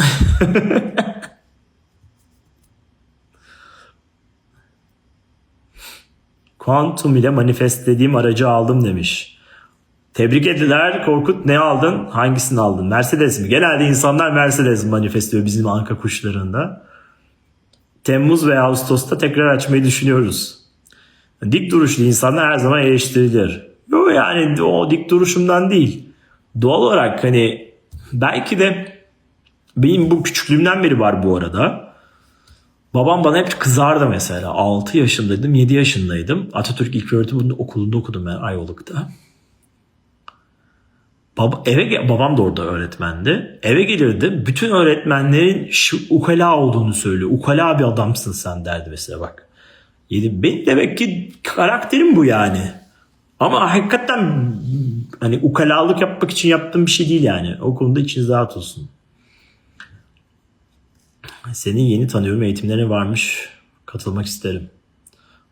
İnşallah bir gün. Ha bu arada bu yani belki şu da olabilir. Ben bu yaptığım şeyi iş gibi görmüyorum ya. Çok doğal. Otantiğim yani. İş gibi görmediğim için mesafe koymayı bilmiyorum belki de. Bak o da olabilir. Bendeki belki problemi olabilir. Ya ben şey diye bakıyorum. Ya insanlar benim kalbimi biliyordur. Düşüncemi biliyordur. Okula o 3 tane üniversite okumuş. Şimdi 3. master'ını yapacak. 4. üniversitesini okuyacak. Yani zorunda da değilim bu arada okumaya değil mi? Ama kendini geliştiren, bilen, bilimi anlatan, spiritüelliği de anlatan, spiritüelliği anlatırken de en doğrusunu anlatmaya çalışan, boş vaatler vermemeye çalışan, dikkat eden değil mi? Hani sıkıntılı bir yani problem yaratmaktansa problemi çözmeye iten bir yapıda olduğum için belki de o mesafeyi de yani çok samimi hani kendi arkadaşımla konuşuyormuş, sohbet ediyormuş gibi konuştuğum için belki de o yüzden de belki kibir gibi, ukala gibi geliyor olabilir insanlara. Ama inanın ben arkadaşımla da böyle konuşuyorum. Böyleyim yani. Bu. Hakikaten bu. Mal bu ya. Gerçekten mal bu. O yüzden iş gibi görmediğim için. Belki iş gibi görseydim. Çünkü üniversitede falan çok ciddiyim yani. Görmeniz lazım falan. Ama belki buradaki o soğukluk, mesafe ondan o ağır başlı olmalıyız hani. Niye ağır başlı olmalıyız yani illa? Why? Ne oluyor yani? Şey mi oluyor yani? Daha mı değerli oluyorsun ağır başlı olunca? Falan. Bunları böyle belki birazcık şey yapıyorum. İnsan kendinde eksik olan şeyi karşıda görüyor bazen demiş. Evet o da olabiliyor bu arada. Çok tatlısın demiş herkes. Sana geleceğim demiş. Ha hayatım burası zaten bakkal dükkanı gel. CZN kebap evi burası. Ne zaman geleceksin? Gel buraya, oturuyorum ben evde. Bütün gün seni bekliyorum. Gel, ne olur gel. Allah'ım ya Rabbim. Gelemezsin hayatım. 2028'in Mayıs'ına mı Mart'ına mı ne yer var zaten. Nereye geliyorsun? Arkadaşlarım gelemiyor. Annem gelemiyor yanıma ya. Kadıncağız geliyor, 2 gün kal git diyorum yani. İşim var çünkü yapamıyorum yani. Sarı Sati'den çıkışı hızlandırmak mümkün mü acaba? Sarı Sati'yi yumuşatabilirsiniz. Sarı Sati hayatın en zor dönemlerinden biri. Sarı Sati'yi bilmiyorsanız Hint astrolojisinde Ay burcunuzla Satürn'ün bir önceki eve, sonraki tam Ay burcunuzun bulunduğu eve ve sonrasındaki bir sonraki eve geçiyor olduğu o 7,5 yıllık periyot. Bu periyotta insan hayatı gerçekten çok zorlanıyor. Şu anda Ay Koç burcunda, modern astrolojiye göre Ay Satürn kavuşumu olan dönem de zaten huzursuz. Eğer şu an Ay Satürn kavuşumu varsa Koç burcunda şu anda gerçekten zorlanıyor olabilirsiniz. Bunun dışında, affedersiniz, bunun dışında şu anda doğum haritanızda Ay burcunuz Koçsa, Ay burcunuz Boğaysa büyük ihtimalle Sarı Sati'desiniz. Ay burcunuz Balıksa çıkmak üzeresiniz ya da çıktınız, çünkü bu Hint astrolojisiyle hesaplanıyor, biraz daha farklı çalışıyor.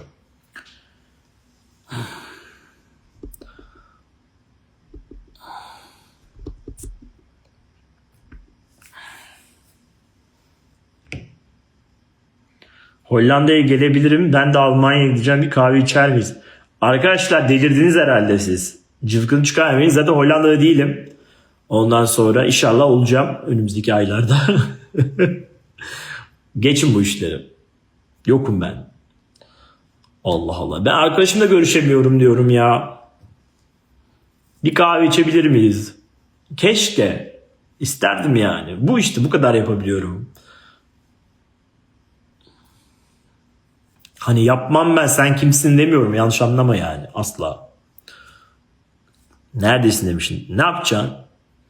Kalplerdeyim Nihal. Profil resmin çok afilli demiş. Sağ ol. Yapay zeka. Kendimi koydum. LinkedIn için ya. Onu koydum, bir başvuru için gerekiyordu öyle bir fotoğraf. Ben de yaptım, sonra öyle tatlı buldum. Hoşuma gitti, kullandım. 2,5 yıllık Satürn bir şeyine girdim. Haritama baktın sıkıntılı demiştin. Şimdi Satürn sezonu ayrı ama Satürn sezonundan mı bahsediyorsun? Yoksa Sarı Sati'den mi? Sarı Sati 7,5 yıl. Eğer Sarı Sati 7,5 yıl varsa etkileşimi Ay burcunuz Koç'taysa, Boğa'daysa bol bol meditasyon yapın. Nocebo etkiden çıkın. Pozitif düşünün. Doğru adımlar atmaya çalışın. Enerjinizi yüksek tutmaya çalışın. Öğrenmeniz gereken şeyleri öğrendiğiniz zamandır Sati dönemleri. Ve o kadar çok burç değişimi oldu ki, gezegen değişimi oldu ki, mesela Plüto değişti. Plüto yer değiştirdi. Uranüs yer değiştirdi. Neptün Koç burcuna geçti falan. Gökyüzü komple değişiyor. Dolayısıyla zihinlerimiz ve enerjimiz bambaşka bir yere doğru ilerliyor. O yüzden yepyeni bir zihin, yepyeni bir hayat, yepyeni bir döngü var. Zaten herkesin hayatı yepyeni bir yere gidecek. Çünkü kolektif gezegenler, Uranüs gibi, Neptün gibi, Satürn gibi, Plüto gibi ağır, güçlü gezegenlerin etkileşimleri çok yoğun oluyor. Şimdi Neptün, işte bir Uranüs mesela 7 yılda bir burç değiştiriyor, öyle düşünün. İşte ne bileyim Plüton, yani çok uzun süre. Neptün yine çok uzun süre, bunlar yani. Bu kadar uzun sürede burç değiştiren gezegenler yeni bir döneme geçtikleri zaman, yani değişimi yaşadığı zaman, üst üste bir de yani Neptün değişti, Uranüs değişti, Plüto değişti, Satürn zamanın efendisi değişti. O yüzden zaten tüm dünya değişiyor yani ya. Orada bizim bireysel hayatlarımız da değişecek. Bu yeni ayda bu da değişiyor. Haberiniz olsun. Meditasyonlarla evlenen var aranızda. Güzel. Kocayı manifestlemişsin. Hadi hayırlısı. İlişkilere uyumlan var meditasyonlarda. Yap. Gayet güzel. Hocam Sarı Sati hesaplama ekleyebilir misiniz diyor. İşte keseceğim kendimi. Şurada bıçak var. Doğrayacağım şimdi kendimi. Var zaten hayatım. Hesaplıyor Sarı Sati'yi. Yeni versiyonda Sarı Sati'nin döngülerini daha da iyi verecek. Yani şu an minik böyle hata olabiliyor. Ya da çok böyle büyük detaylar vermiyor ama sadece statüde misin değil misin sana gösteriyor. Yeni versiyonda anasını ağlatıyorum. Yeni versiyonda işte geliyor yani. Alcan hocam doğum tarihim belli değil. Nasıl gerçek burcumu bulurum? Bununla ilgili Eylemcim sana bir şey söyleyeyim. Kesinlikle uğraşma. Daha iyi. Özgürsün. Şimdi ben Hindistan'da da yaşadım ben 1,5 ay. Kaldım mı derler. Yaşadım doğru değil. Ben Hindistan'da da kaldım. Nerede? Rishikesh'te. Nerede? Himalayalarda, ashramda. Yoga ve meditasyon hocası olduğum zamanlar. Okumadığım kitaplar, Hint kültüründen tut da bütün yani ne bileyim ya aklıma bile gelmeyen şeyler. Çok fantastik yani aslında. Nöroplastizeyi falan anlatıyor herifler. Ve bugün hakikaten meditasyonun yani onlardan gelen bir kültürün nereye geldiğini görüyoruz. Mesnevi'de de var mesela. Mesnevi'de de değil mi? Nefes var. Allah, Allah, Allah, Allah. Bak. Aldığın nefes belli bir süre sonra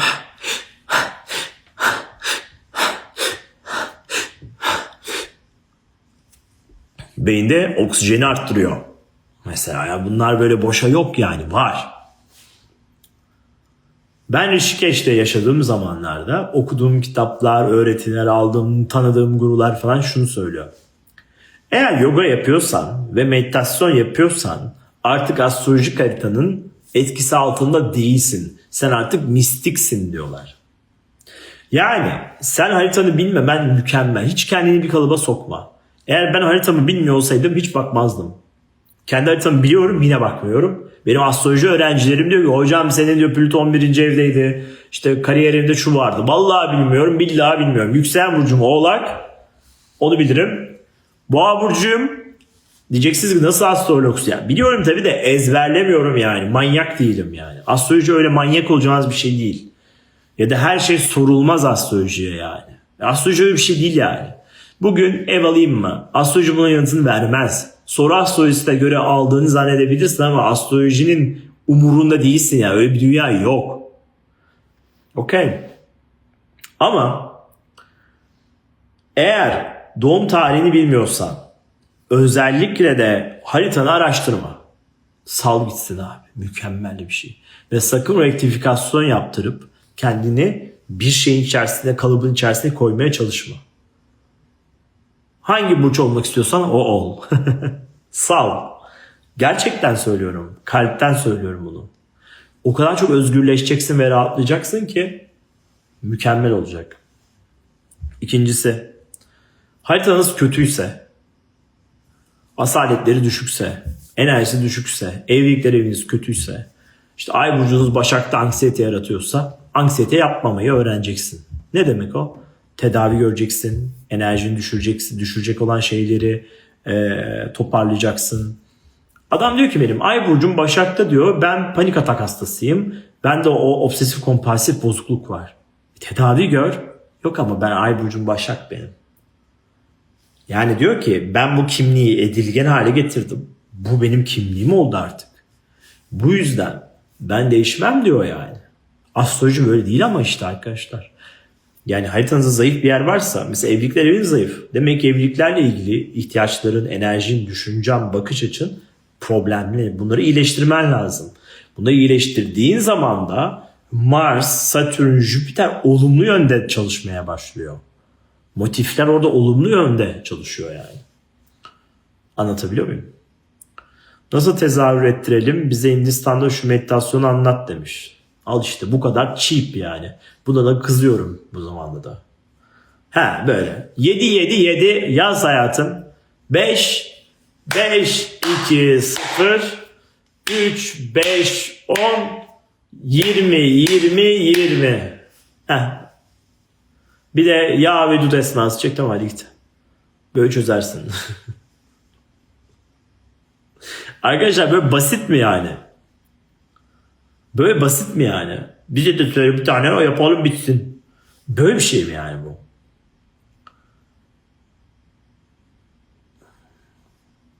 Düzenli çalışmanız gereken bir şey. Mudita uygulamasını indir. Var orada bir sürü meditasyon. Tek tek çalış, farkına var. Her insan parmak izi gibi, herkes bambaşka. Senin haritandaki yanlışlıklar ne? Senin davranışsal yanlışlığın ne? Kültürel yanlışlığın ne? Edilgen travmaların ne? Anne babadan elde ettiğin travmaların ne? Ya da bir problemlerin ne? Yani nesin sen? Kompleks bir şey insanoğlu. Belki çok ağır terapi görmen gerekiyor. Klinik bir psikoloğa gitmen gerekiyor bir şey.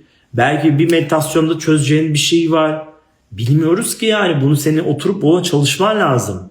Yani böyle bir şey yok. Bir meditasyon yapayım, anasını avradını ağlatayım falan. Ya da işte bir 5-2-0 diyeyim, hayatım bitsin falan. Yani böyle bir dünya yok yani. Yok. Öyle bir şey değil. Astroloji, benim eğitim verdiğim astroloji zaten 2 vadeye kadar evleneceksin astrolojisi değil. Benim verdiğim astroloji şu. Ha bak. Merve koş. Bak. Senin böyle bir inanç sistemin olabilir mi? Bak senin para evinde böyle bir şey var. Bu böyle bir inancın olabildiğini, edilgen bir travma elde ettiğini gösterebilir davranışsal olarak. Sende böyle bir şey olabilir mi?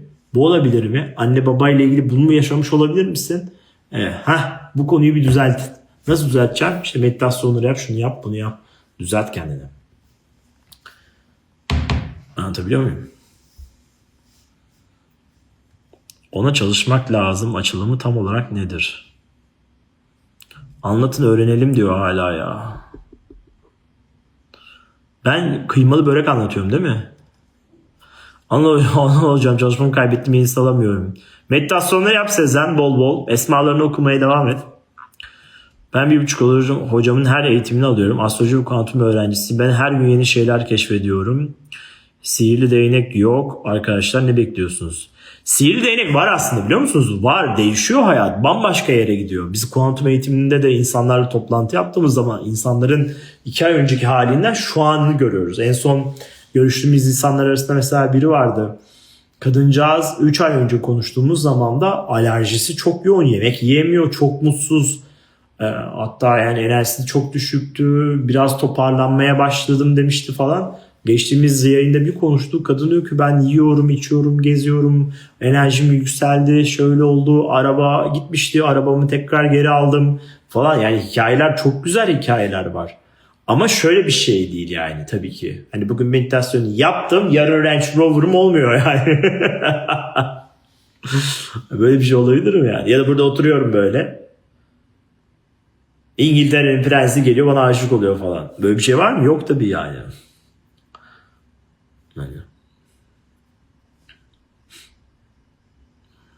Düzenli, evet yani düzenli yapmanız lazım. Bir kas geliştirmek gibi. Bunu nöroplastize ediyoruz yani, değil mi? Beyin yıllarca alışmış problem yaşamaya, mutsuz olmaya, değersiz hissetmeye, yalnız kalmaya, reddetmeye, eleştirmeye, öfkelenmeye, kızmaya, bereketsizliğe. Bunlara alışmış bir beyin var şimdi elimizde yıllarca, 40 yıldır. Ve sen şey düşünüyorsun yani, bir oturdum bir esma okudum. Ben de esma veriyorum, öyle değil mi? Esma okudum, işte bir ritüel verdim, işte hayatım bir günde değişti. Böyle bir şey olamaz yani. Senin kendinin de değişmesi gerekiyor ya, yeni bir sürüme geçmen gerekiyor. Anladın mı? Bunun için bir şeyler yapman lazım yani. Öyle salmaman gerekiyor.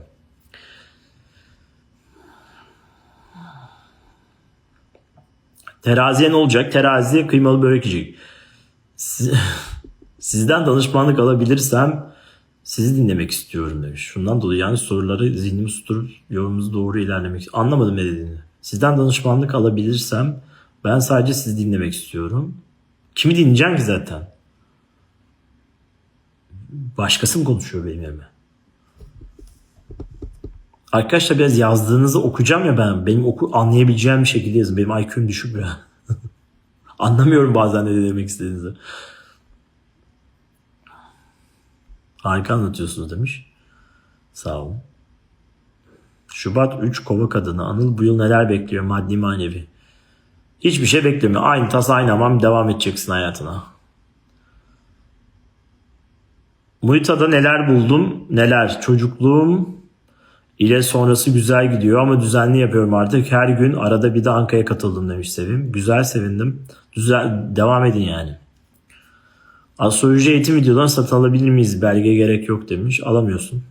Sertaç'tan çok güzel bir yorum geldi sonra. Aynen Sertaç'ın dediğin gibi. Diyet gibi yani diyor. Bir gün aç kalıp 10 gün tatlı yiyip bir günde kilo vermeyi bekleyemezsiniz diyor. Harikasın Sertaç'tım. Aynen böyle. Aynen bunu söylemeye çalışıyorum yani. Bunu spor gibi çalışmanız lazım. Gerçekten beyni bereket, yani şöyle bir şey var. Şanslı olmaya beyni öğretebiliyorsunuz mesela. Böyle bir çalışma var yani. Daha şanslı olmayı. Şansla ilgili nörobilim çalışan profesörler var Amerika'da. Adamlar şans çalışıyor ya. Şansa çalışıyor ve diyor ki şansa inanan ve şanslı olmaya beyninde unlock edebilen insanlar hakikaten daha şanslı oluyor diyor yani.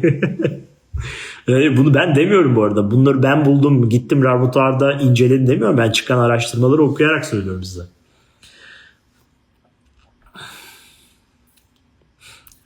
Sevcan demiş ki asla bereket çalışmam var. Burcum nerede? Güneş burcum nerede? Sadasati dönemimi hiç düşünmüyorum. Çalışmamı yapıp bırakıyorum olduğu kadar demiş. Harikasın. İşte bu. İstediğim şey de bu zaten. Mudita'da travmamı buldum. Duygumu mu değiştirmeliyim yoksa olayı mı yok sayayım? Ilgıncım, ikisi de kavga etmek demektir. Bir kere ağır bir travma ise terapi görün yani.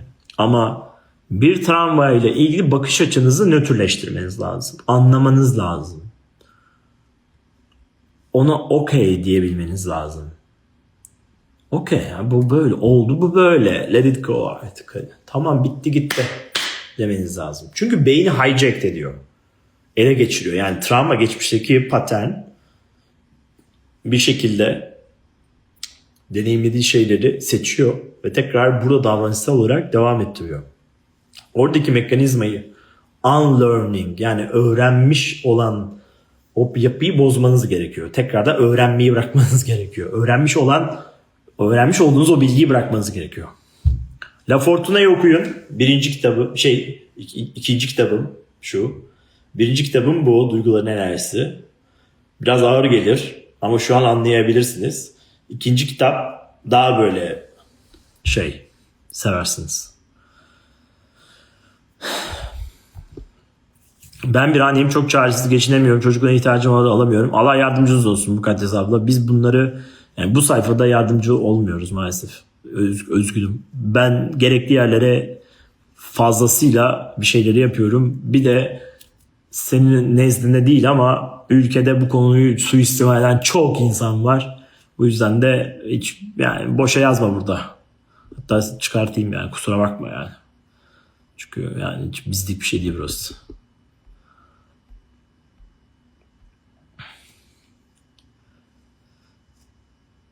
Fırsatları görmeye başlıyorsun demiş. Aynen. Beyne neyi programlarsınız? Matrix ona göre değişecek. Mudita'ya sahip meditasyon koyma ihtimaliniz var mı? Şu an yok.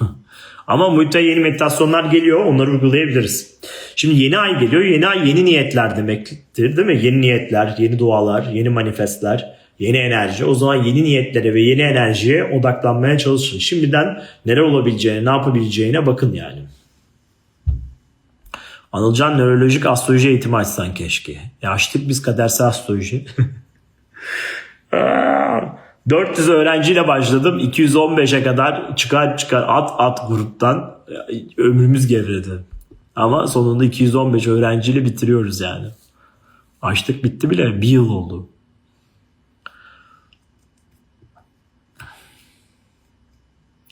Altın bozdurup araba almak mantıklı. Tabii çok mantıklı. 10 yıl sonra en az 20 kat artar arabanın fiyatı. İhtiyacınız varsa alın. İhtiyacınız yoksa araba falan almayın. Altınızı bozmayın. Ne gerek var? Metrobüse binin. Mudita now değil artık. Mudita. Değil, now'u attık app'ten. Mudita astroloji ve meditasyon ya da meditasyon ve astroloji diye geçiyor. 1 Temmuz Yengeç kadını. Bu yıl neler bekliyor? Var mı görüntü? Harika şeyler olacak. Köşeyi döndünüz.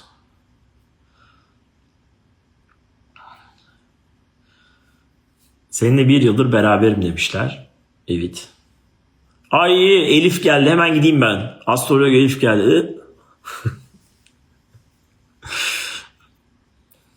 Bitiriyoruz bile, ilk öğrenciler biziz diyor. Öğrenci gel anlat bakayım neler başardınız, ama güzel anlatabilecek mi?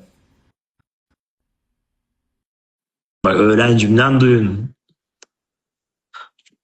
Nasıl geçti? Hızlıca anlat yani işte. Müsaitsen bu arada, değilsen anlatma. 17 Ekim terazi sağlığım kötü demiş. Geçmiş olsun. Şifa olsun inşallah. Burcu Esmersoy ile harika ikili olmanız peki? Çok severim. Çok iyi kızdır. Çabuk beni ne kadar sevdiğini söyle, gebertirim diyor. Elif, severim ya.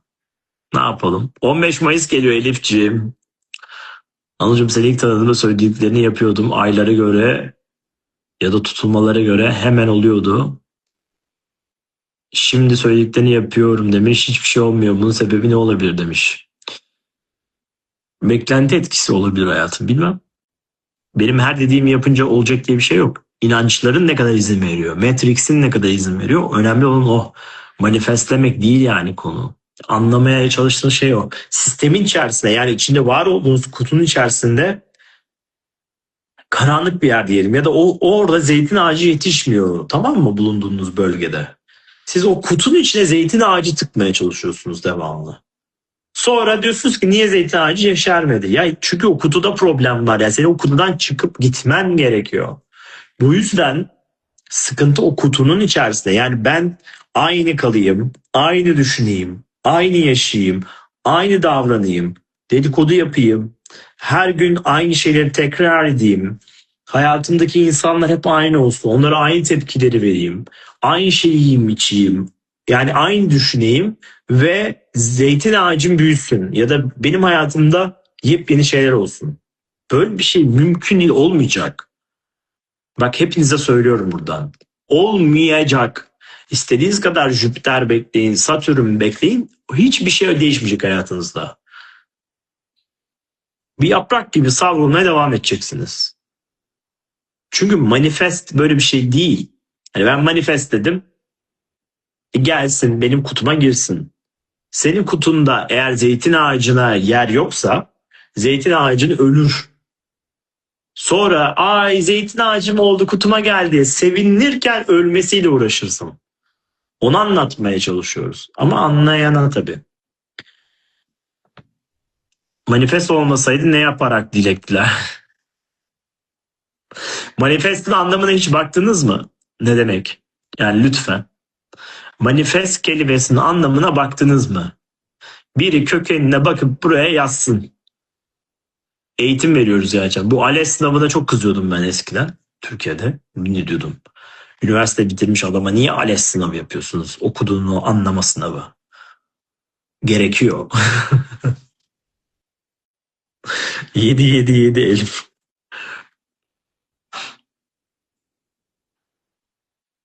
Bak, 7 5-2-0 bilmem ne işte 312 26-45 falan, bunu şöyle kullanabilirsiniz çapa olarak. Ne demek çapa? 7 ben mucizeye kendimi gerçekten açıyorum. Bak, attach ne attach? Düşünce ve duygu. 7 sadece bir sembol. 7'nin hiçbir faydası yok sana. 7'yi ama ben kafamda sembolize ettim. Benim için bir gerçekleştirici bir sembol, o zaman kullan. Hiçbir sıkıntısı yok. Manifest tezahür. Oh, ay, ölüyorum şu anda. Korkut ya doğru yazdı. Bir şeyin hayata geçmesi, gerçekleşiyor olması, oluş. Oluş demek manifest. Oluyor olması, oluşuyor olması, hayata geçiyor olmasına manifest deniyor. Bu yani ona bir kelime o. O kadar yani. O. Yani mesela anlamına bile bakmamışsınız. Anladınız mı? Hani manifest yerine başka bir şey.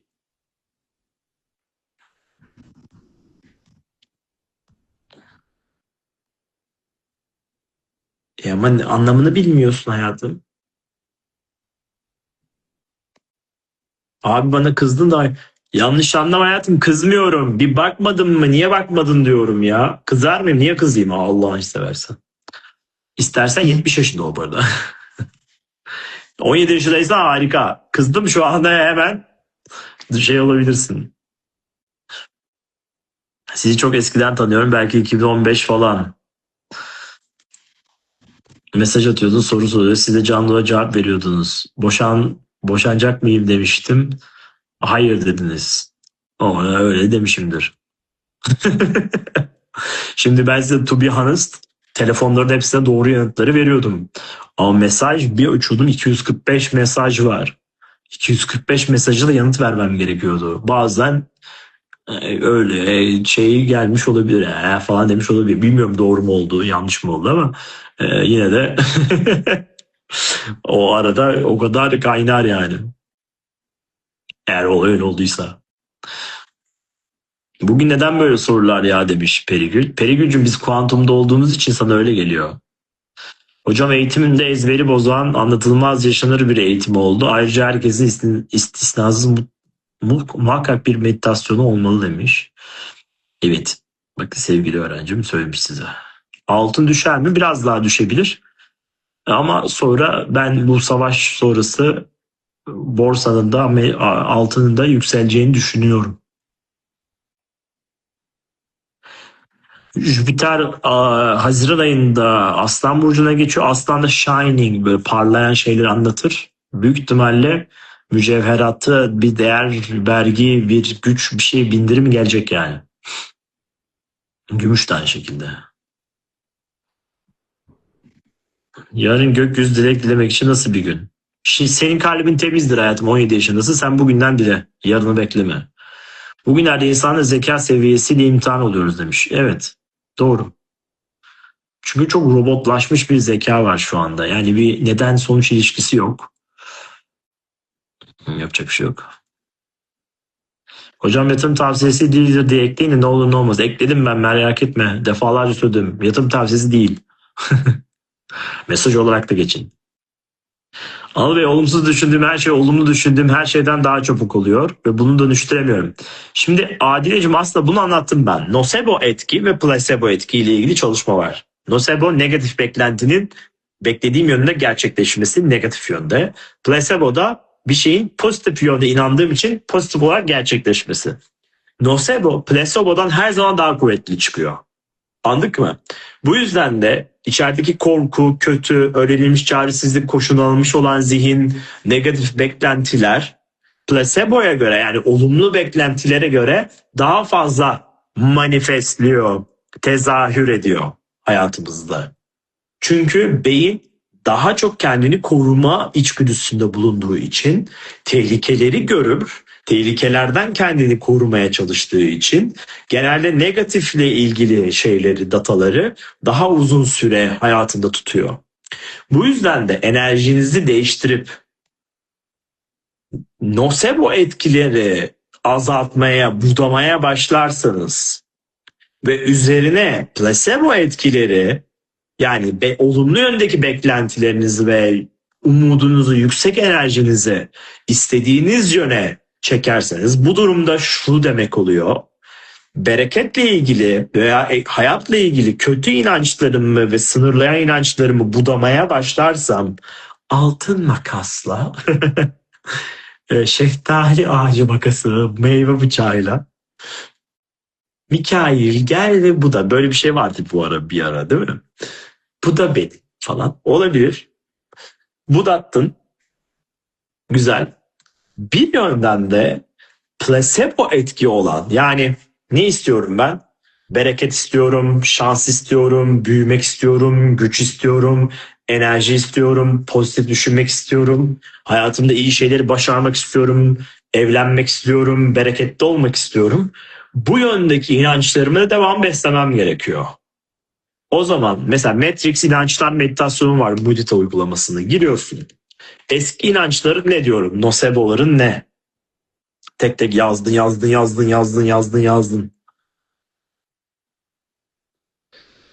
Negatif inançların neymiş? Bunlar. Yakaladın. Neye dönüştürmek istiyorsun? İstediğin yöne. Bu arada negatif pozitif yok da istediğin yöndeki inançları beslemek istiyorsun. Daha başarılı, daha çalışkan, daha iyi, daha idealist, daha güzel, daha genç, daha dinamik, daha enerjik, daha hızlı öğrenebilen bir yapı.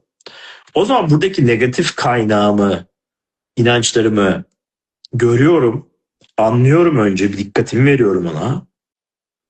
Okey deyip direncimi kırıp yeni versiyonuma dikkatimi koymaya başladıkça, üzerine dikkatimi koydukça ve ilerledikçe bu sefer bu sistem değişmeye başlıyor. Anladın mı? Anıl, biraz kutudan çıkmaya anlatır mısın? Farkındalığımız genişlesin. Anlatıyorum ya hayatım, daha ne anlatayım? Siz de bedava buldunuz valla. Biraz şey atın bakayım. TikTok'ta var değil mi öyle? Bir şey atıyorlar. Aile dizimleri, terapistler affetmek falan bayağı çalıştım. Yine kısa döngüdeyim, ne yapacağız demişsiniz. Şimdi aile dizilimcileri bana kızacak ama aile dizilimiyle ilgili gerçekten çok ehli ve gerçekten çok çok çok böyle bu konularda eğitimi de olan, yani bakın, psikoloji, bilim, yani değil mi, bir üniversite eğitimi gerekiyor. Ve terapi yapabilmesi için bir insanın aile dizilimi de olsa klinik psikolog olması gerekir. Etik olarak. Bilmiyorum, aile dizilimi Türkiye'de resmi olarak terapiye giriyor mu girmiyor mu? Orası da bilmem. Ama mesela benim en son gruplarımdan bir tanesinde konuştuğumuz bir kızcağız var. Aile dizilimine gidiyor. Aile diziliminde bunu neye inandırıyorlar biliyor musunuz? Senin annen baban seni hiç sevmedi diye inandırıyorlar. Ve diyorlar ki mezarlık gez, onları onurlandır. Ulan, yani kıza diyorsun ki mezarlığa git, ölmüş olan insanların içerisine gir, terk edilmiş duygusu yaşamaya devam et diyorsun. O böyle bir yani kıçtan atma şey olamaz yani. Böyle bir şey olamaz. Mezarlığa gidecekmiş kız. Bakın, bu benim eğitimimde gördük yani, biz bunu bizzat. Kadın kız kendisi söyledi. Mezarlığa gidecekmiş. Neymiş, annesi babası onu sevmemiş. Bu yüzden de mezarlığa gidecekmiş, yani ignore edilmeye, reddedilmeye, hani gözükmemeye devam edecekmiş. Sonra düzelecekmiş falan. Kızın ağzına sıçmışlar arkadaşlar, affedersiniz. Öyle diyeyim size yani. Böyle bir şey olabilir mi yani? Çok tehlikeli. Kesinlikle ve kesinlikle lisansı olmayan, ne yaptığını bilmeyen insanlara beyninizi elletmeyin. Güvenli meditasyonlara gir, mis. Ters tepmez, vurmaz, bir şey yapmaz. Sadece ilk hafta meditasyonlarda anksiyete biraz daha yükseliyor yapılan çalışmalarda. O da kas gibi. Hani spora gittim, kaslandım ya. Atmayın ya batch falan, şaka yaptım size. Ondan sonra şey gibi, e, ham kaslarınız olur yani, spora gidersiniz. Çünkü ilk hafta, bir hafta böyle bir anksiyete biraz artabiliyor. Bazılarında, herkese değil bu arada. Sonra komple gidiyor. Ama aile dizilimi gerçekten, nasıl yaşam koçluğu, bakın Oxford'da yaşam koçluğunun bildiğiniz master'ı falan var. Cambridge'de miydi? Cambridge'de ya da Oxford'da var. Düşünebiliyor musunuz? 2 yıl gidiyorsunuz, yaşam koçu olacağım diye master yapıyorsunuz Cambridge Üniversitesi'nde. O da girebilirsen. 3,5 ortalamayla alıyor. TOEFL'dan 120 üzerinden 110 istiyorsa. Böyle. Türkiye'de halıcı yaşam koçu. Yani arada bir fark olmalı. Cırkı çıkıyor işin. Aile dizilim de böyle. Kendinden haberi olmayan adam dizilim yapıyor yani. Bunlar mental sağlıkla ilgili olduğu için ben de beyin okumuş ve psikoloji okumuş olan bir insan olarak bunu söyleyebilirim. Lütfen beyninizi böyle bilmediğiniz, etmediğiniz garip şeylere açmayın. Bakın nocebo etki. Ha, iyidir, terapisi iyisi iyidir, iyi bir terapisttir. Psikoloji geçmişi vardır, klinik psikologtur. Doktorasını yapmıştır belki psikolojide. Bilmiyorum yani, en azından bir yetkinliği vardır. Yine gerek var mı sorusu var. Varsa deneyebilirsiniz yani, ben bunu bilmem. Ama meditasyonlar bildiğimiz kadarıyla elimizdeki olan verilere göre mis gibi yöntemler, kendi kendine çalıştığın şeyler. Hiçbir başkasına ihtiyacın yok. Ucuz, Mudita'ya 150 lira veriyorsun haftada. 50 tane meditasyondan fazla meditasyon var. Otur her gün bir tane çalış, bak bakalım neler oluyor hayatında. Aile dizimine gideceksin, para vereceksin. Oraya gideceksin, para vereceksin. Uğraşacaksın. Bir de garip garip şeyler söyleyecekler. Ben o kıza üzüldüm mesela yani. Annesi babasını için sevmiyor demişler. Abi öyle bir şey olabilir mi yani? Bir anne baba kızının çocuğunu sevmez mi hiç? Bırakın yani.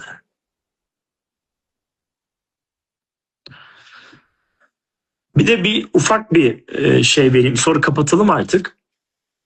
Bazı insanlar iyileşmeye hiç niyet yoktur. Ben size onu aramızda kalsın bir sır vereyim. Bazı insanlar mesela bizim eğitimlere bile gelirler. Ben değişemem, bak ben sana kanıtlayacağım diye gelir.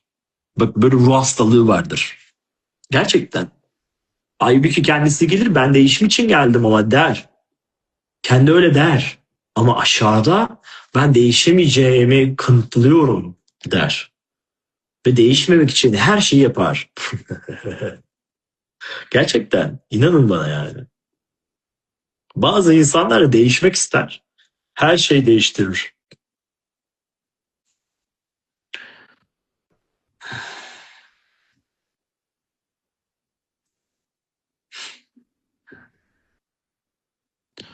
Uyku hali niye geliyor meditasyonlarda? Çünkü beyin dalgaları değişiyor.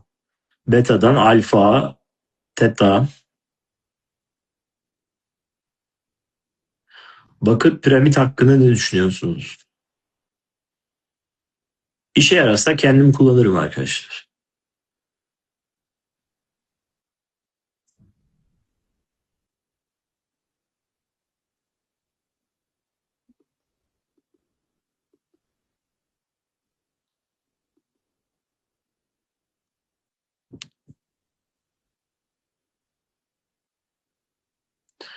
Ben bütün meditasyonları yaptım. Her gün birini yaptım. Her gün değiştim demiş mesela Gülnar. Güzel. Bak değişen değişene. Araba alandım. Bakın bir sürü insan yazdı değil mi? Meditasyonlar hayatımı değiştirdim. Evlendim. İlişkim oldu. Araba aldım. Maddi durumum güzelleşti. İyileştim. Kilo verdim. Bir sürü insan çıktı mesela. Bunları yazdı yani. Demek ki oluyor yani.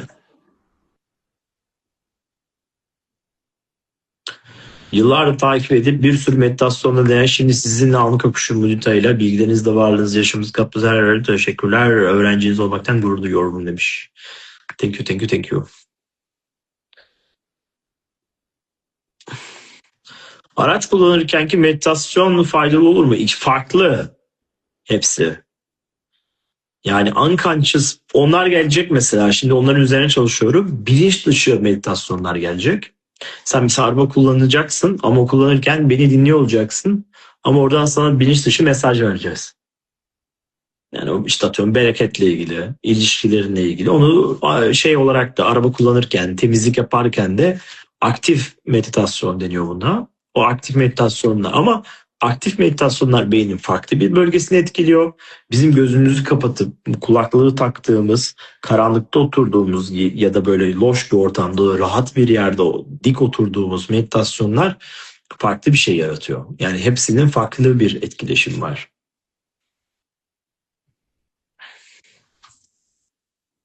Meditasyonları nerede bulacağız demiş hala. Mudita uygulaması. Mudita. Mudita. Çok komik oldum yine. Farkındalığı yakaladığımızda çok güzel oluyor demiş. Evet.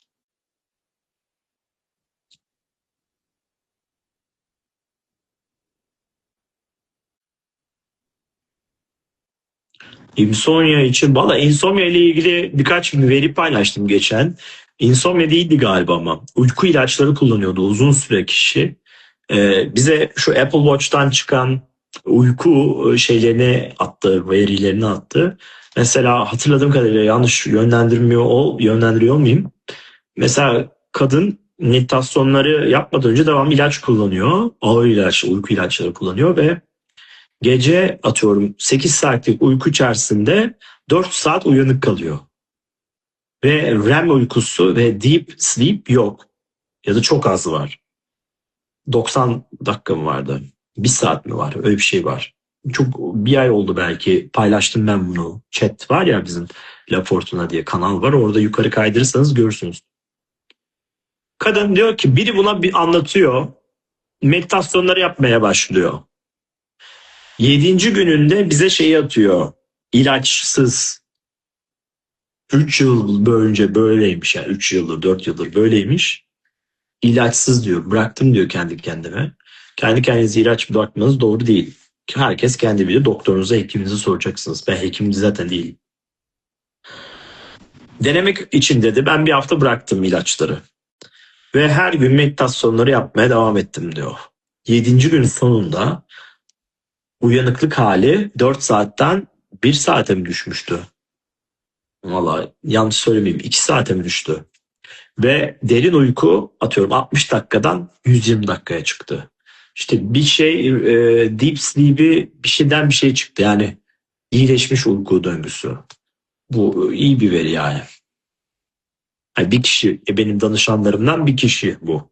Ha, bilimsel olarak çalışılıyor tabii ki bunlar da var. Yani faydası var mı? Var. Evet onu sorarsan meditasyon uyku üzerine olumlu etkisi var mı? Var. Meditasyonun kolajen üretimi için olumlu etkisi var. Genç bir beyin için iyi. Alzheimer'a karşı iyi. Oksidatif strese karşı iyi. Daha genç kalıyorsun iyi. Daha iyi görüyorsun iyi. Daha iyi düşünüyorsun iyi. Daha iyi odaklanıyorsun iyi. İraden güçleniyor iyi. Yani bir sürü şey var yani. Hani mikrobiyota değişiyor. Mikrobiyota değişiyor insanda yani. O yüzden oluyor. Yani bu yüzden ben size dürüstçe bir şey söylüyorum. Ben spiritüel dünyadan gelme bir adamım. Hayatım boyunca hep spiritüel şeyleri merak ettim. Sezgileri olan bir insanım. Ama her zaman doğruyu aradım yani. Bu doğru mu? Hani bunu yapıyorum ama bu doğru mu? Bununla ilgileniyorum ama bu gerçek mi? Bunlar bu ama bu böyle mi? Ve size bir şey söyleyeyim yani. Gerçek.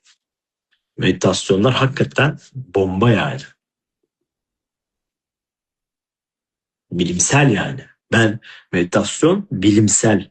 Varsayım değil. Bunu altını çizin ve bilin yeter yani.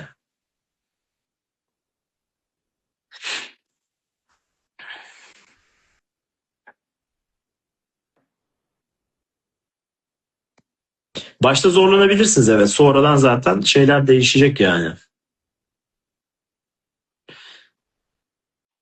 Demiş ki yine kendimle ilgili eskiden çaresiz hissettiğim anlar oluyordu. Daha çok duygusal bakıyordum. Eğitimden sonra mantıksal çözüm bakıyorum. Beynimi yönlendirme farkında enerji çok önemli. Aynen. İnsomnia'yı gidermek için meditasyon yapın demiyorum. Deneyebilirsiniz diyorum. Yani ben doktor değilim, reçete kesmiyorum burada. Burada bana da böyle şey gibi şey yapmayın. Benim insomniam olsa ben meditasyon yaparım. Öyle diyeyim. Ama ben gidip şimdi sana ben doktor değilim. Ben kalkıp sana tavsiye veremem yani hastalığınla ilgili. Anlatabiliyor muyum? Bak bunlar bilinmesi gereken çizgiler. Kendin ne yaparsın Anılcığım? İnsomnian var diyelim. Meditasyonu yapıştırırım. Yapıştır bak bakalım nasıl uyuyorum. Uyurum yani. Ama bir hafta süre vermem gerekir kendime. Onun da farkındayım. Dejenere olmamam lazım. Yani şey gibi olur. Bisikletten düştüm. Bir daha binemiyorum. Ben bisiklet olmuyor demezsin değil mi? Çocukken ne yapıyorsun? Bir daha biniyorsun. Öyle üzerine kalmayı öğreniyorsun. Meditasyon da öyle. Yapacaksın, düşeceksin, yapacaksın, düşeceksin. Düşüncelerinle savaşacaksın falan filan bir sürü şeyler olacak. Sonra geçecek yani. Aile dizimi hiçbir şey yaramıyor. Psikoloğa, psikiyatra gidin demiş. Düşünceniz olabilir. Yani ben aile dizilimini kendim yaptırdım. Hiç kimse bilmiyordu o zaman. Ben 19 yaşındayken yaptırdım. 10 yıl önce, 15 yıl önce. İyi geldi mi? Ne iyi geldi? Yani şöyle yapıyorsun. Travmaları recall ediyorsun. Recall ettiğin şeyler zaten adam sana soruyor. Yani anlıyor sonra zaten. Aşağı yukarı zaten insan duyguları belli değil mi yani? Sonra sana diyor ki senin baban rolüne geçiyor, annen rolüne geçiyor, abin rolüne geçiyor, kardeşin rolüne geçiyor. Bir şeylere geçiyor. İşte onlarla helalleşiyorsun. Bitiyor yani bu. Hani fayda etti mi? Bilmiyorum yani. Hani iyi geldi diye düşünüyorum. Yurt dışında yaşayanlar ülkesine dönsün. Tabii tabii. Biz taşınıyoruz zaten. Yarın Türkiye'ye geliyoruz. Allah. Vize açılışı yaptığımız bir pasaportumuz var. Konuşturmayın beni şimdi. İnsanlar vize açılışı şeyi yapıyor. Bakalım ne çıktı. 3 gün vize gelmiş falan diye seviniyor insanlar. Bu halde yani. Sizce yurt dışına giden insanlar niye Türkiye'ye gelsin? Ne işim var yani benim? Ha, Türkiye'yi sevmediğimden mi? Seviyorum tabii ki yani. Ama benim burada eğitim var, hayatım var, bilmem neyim var yani. Ben burayı seviyorum. Böyle böyle. Mutluyum yani burada da. Ondan sonra. Bu kadar. Ha, 5 para eder mi? Valla Hollanda ırkı insanları 5 para etmez. Türk insanın kıçını yesinler yani. Bizim ama Türk insanı da toksik insanlar işte. Yani biz Museviler gibi olamam. Yani Türk milleti Museviler gibi değil. Gerçekten değil yani. Birbirini tutan, koruyan, bir dakika bu Türktür kardeşim ben ona yardım edeyim falan. Bunlar Avrupa'da en azından hiç yok. Hiç yok bakın. Türk. Hemen sokmaca. Bir gün klozet taktırayım dedim yani. Türk klozeti taktırayım dedim, tamam mı? Tahretli. Nefret ederim yani. Ben hijyenik bir herifim zaten hayatta yani. Var tanıdım Türk. 950 euro istedi benden. İnternete girdim. 3 tane web site var. Klozet ve takımın hepsi yepyeni. Vitra mitra yani böyle bir şeyler markası. Bütün komple takmasıyla sökmesiyle 400 euro. Diğeri parayı nakit istiyor elden. Bu faturanı kesiyor bir de. Yani bu çok üzücü bir şey. Keşke olmasa, böyle bir millet olmasak ama böyle bir milletiz yani. Ben böyle değilim. Benim arkadaşlarım da Türk, böyle değil ama genelde böyle bir yapı var ve çok üzücü. Yani keşke olmasa. Keşke ve hakikaten birbirimizi tutsak, korusak, kollasak. Bakın yani aramızda hani ben samimiyetimi biliyorsunuz. Bir tane üniversiteye başvuruyorum. Dünyanın en iyi üniversitesi. O ara başvuru kapanacak korkusuyla ben ders aldığım Üsküdar Üniversitesi'nde dersinden A ile geçtiğim hocanın adını yazdım tabii ki, referans. Abi kadın e-mailime 3 hafta oldu tenezzül edip yanıt vermedi ya. Ya senin üniversitenden çıkma bir insan İngiltere'nin en iyi üniversitesinde okuyacak. Referans listesine seni ekliyor. Günahın ne yani? Bir şey mi olmaz ama yok. Sen kimsin orada okumaya başvurursun falan dermişçesine. Muhatap olmadı arkadaşlar. Ben ne yaptım? Arizona State'de okuyorum Allah'a şükür. Amerika Üniversitesi'nde okuyorum Allah'a şükür. Hocalarımdan biri benim dünyanın en iyi 10 üniversitesinden birinden mezun. Orada akademik kariyeri var ve Arizona'da da hoca. Adama yazdım. Bakın 1 saat sonra referans oldu. 1 saat sonra. 1 saat ya. Tabii ki dedi, onur olurum dedi. Onur edip şey olur ne dedi ya, onur duyarım dedi yani. Ya benim hocamsın sen Türkiye'de, Türk bir insan dünyanın en iyi üniversitesinden bir tanesine girecek yani.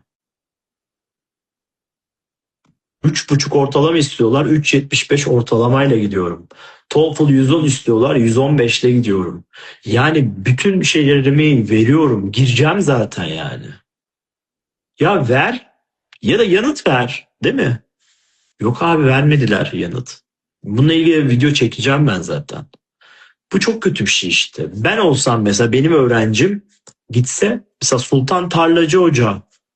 Aa, vallahi keşke bütün hocalar öyle olsa. Mükemmel bir adam ya. Yani gerçekten zaten parapsikolojiyle falan da ilgili nörolog adam. Profesör doktor nörolog yani adam.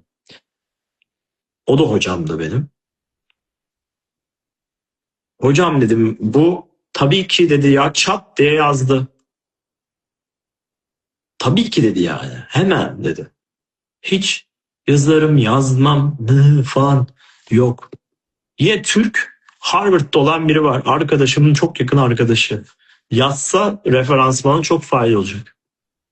Etik olmazmış. Ondan ders almamışmışım. Ya ne diyorsun hacı sen yani? Ne diyorsun ya?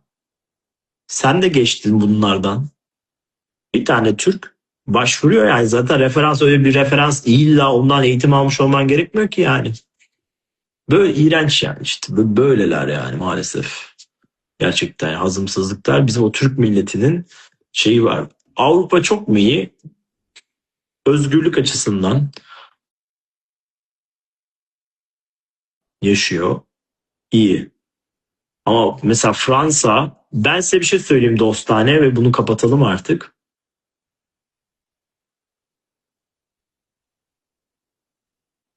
Eğer ola ki Türkiye'den dışarı gidecekseniz ve girişimciyseniz yeni arkadaşlar elde etmek istiyorsanız kesinlikle Avrupa'ya gelmeyin. Sıfır. Hemen Amerika'ya gidin. Yok Anılcım ben 9-5 çalışırım.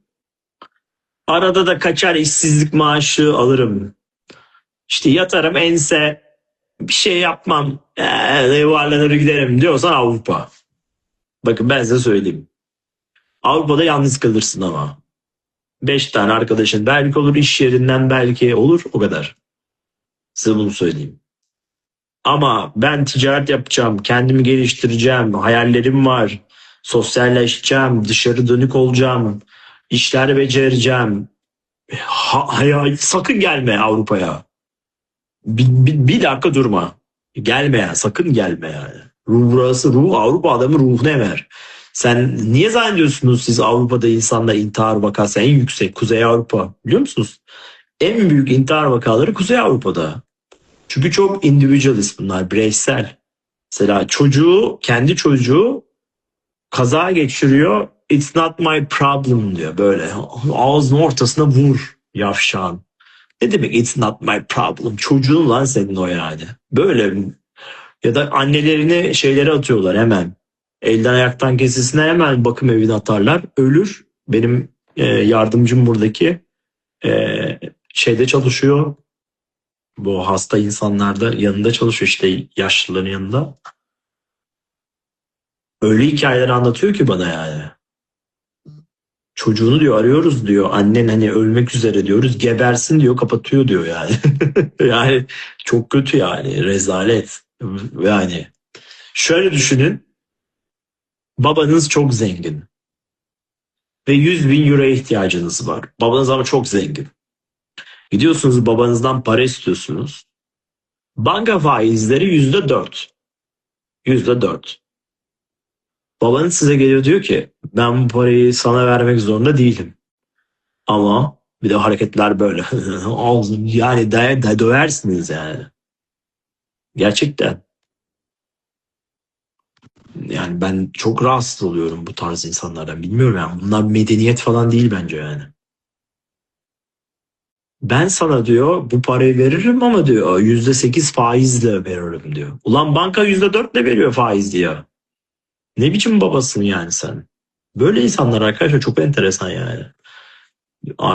Gerçekten Avrupa insanı böyle garip bir insan yani. Hiç valla bir de hepsi zaten ırkçı. Buraya mesela ilk gelenler ben onu söyleyeyim size. Hollanda'ya ilk gelenler cicim ayları yaşıyorsunuz siz. 5 yıl sonra 6 yıl sonra işler ciddiyete dönecek bir şeye dönsün bak nasıl neler oluyor. Neler oluyor bak o zaman gör. Bir ihtiyacın olsun, bir davalık bir şeyin olsun. Bir polise gitmek zorunda kal, bir şey olsun. Ya da sokakta bir şey olsun yani bak nasıl oluyor hemen. Nasıl ırkçılık var. Pozitif ayrımcılık var kendi ırklarına karşı. İnanılmaz bir ırkçılık var yani. Irkçılığın Allah'ına kurbanı var yani, öyle diyeyim sana size. Bu kadar yani, ben size söyleyeyim. Gerçekten. Gizli falan değil hayatım ırkçılık. Baya böyle bura bura. Ya benim komşum, aynı binada oturuyoruz. Ev sahibim yani. Kapıyı açıyor, arkasındayım, merhaba falan diyorum. Sen kimsin diyor. Ondan sonra diyorum binada oturuyorum diyorum. Ben seni daha önce görmedim. Kendi anahtarınla gir deyip kapıyı kapatmaya çalışıyor suratıma. Ya diyorum manyak mısın nesin diyorum ya. Çekil diyorum herife falan. Yani iğrenç. Yok Hollandaca niye konuşmuyorsun? Konuşuyorum, biliyorum Hollandaca. Niye konuşmuyorsun? Sana ne? Noterde bir işim oldu arkadaşlar. Noterde işim var. Noterde kural gereği çevirmen getiriyorlar. Hollandacam var ama yani uçmuyor. Adam da benim eski noterim. Hani vatandaş olduğumdan da haberi yok. Bir şey de yok. Çok yıllar önce ilk gittiğim zamanlardaydı. Herhalde o da hala aynı hani Türk kimliği vardır diye. Türk kimliğiniz varsa, yani vatandaş değilseniz, oturum izniyle oturuyorsanız, o zaman noter diyor ki yani ya Hollandaca konuştuğunu kanıtla ya da işte çevirmen çağırıyor. Adam da unutmuş benim Hollanda vatandaşı olduğumu falan. Neyse, geldi işte bir tane kadın getirmiş. Kadın öyle diyor. He? Çağırdı beni bu diyor. Diyorum. İşte benim işim vardı. Ben de kısa sürecek diye geldim. Ondan sonra senin de Hollandaca öğrenmen lazım. He? He? Yapıyorlar bir de. Böyle ağzının ortasına vurur yani. Sana ne? Yani benim sayemde para kazanıyorsun işte. Ben konuşmadığım için bu geldin o gün orada para kazandın. Bana artistlik yapıyor ya çevirmen kadın. 55-60 yaşlarında işte, ırkçı. Hollandaca öğrenmen lazım, böyle olmaz falan diyor. Ya sana ne ya? Allah Allah. Belki belki IQ'm düşük benim. 50 öğrenemiyorum. Ben belki disleksiyim, öğrenemiyorum ya. Nasıl böyle şeyler konuşursunuz insanlarla ilgili yani? Mental sağlığım belki yerine değil. Ya da ben ruh hastasıyım, orada seni boğup öldüreceğim belki. Yani gerçekten ya sabır yani. Bana diyorlar arkadaşlar yani, düşünün. Dedim yani kadına en sonunda, bak geldim, kadın bir sürü laf etti. Yok geldim gideceğim, kısa diye geldim. Ya ben mi çağırdım seni? Noter çağırmış. Bana ne yani? O öyle oldu, böyle oldu. Şöyle böyle söyleniyor, söylenip duruyor. Hollandaca, Hollandaca öğren. Biliyorum dedim Hollandaca. Birkaç konuştum işte. Sonra ben İngilizceye tekrar geri döndüm. İşte ama konuşman lazım. Böyle olmaz. Burada yaşıyorsan bu ülkenin dilini öğreneceksin falan. Sana ne lan yani? Vatandaşlığımı almışım. Zaten vatandaşlık diyorsa B1 seviyesinde şey öğreneceksin diyor. Hollandaca öğreniyorum. Sana ne ama yani? Ben sana fikrini sordum mu yani? Allah Allah. Kadın gelmiş orada artistlik yapıyor bana.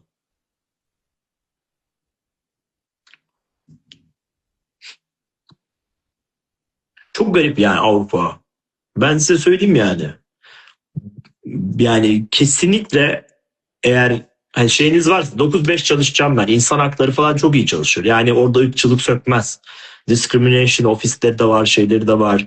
Yani işi büyütürseniz var ama komşunuz da olsa, şey de olsa yapıyor abi ırkçılığı. Ha haklılardır, haksızlardır, ben orasını bilmem. Ama ben bile ırkçılığa maruz kalıyorsam yani bilmiyorum yani. Bir garibana neler yaparlar burada bilmiyorum yani. Benim çünkü dilimin direği de yoktur yani. Ondan sonra ama bu böyle yani. Yargılıyorsunuz şu an diyor. Yargılıyorum, evet, ne olacak? Gerçekleri söylüyorum yani. Boş konuşma sen de yani. Gerçekten. Boş yapmayın yani.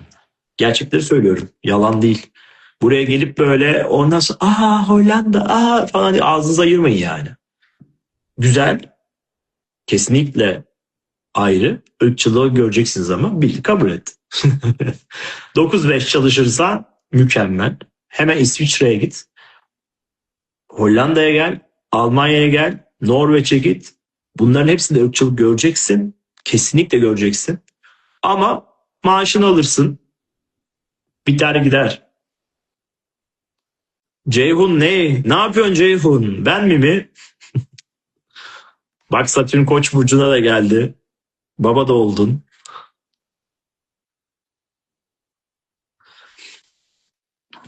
Bak Ceyhun bile döndü biliyorsunuz. Almanya'daydım.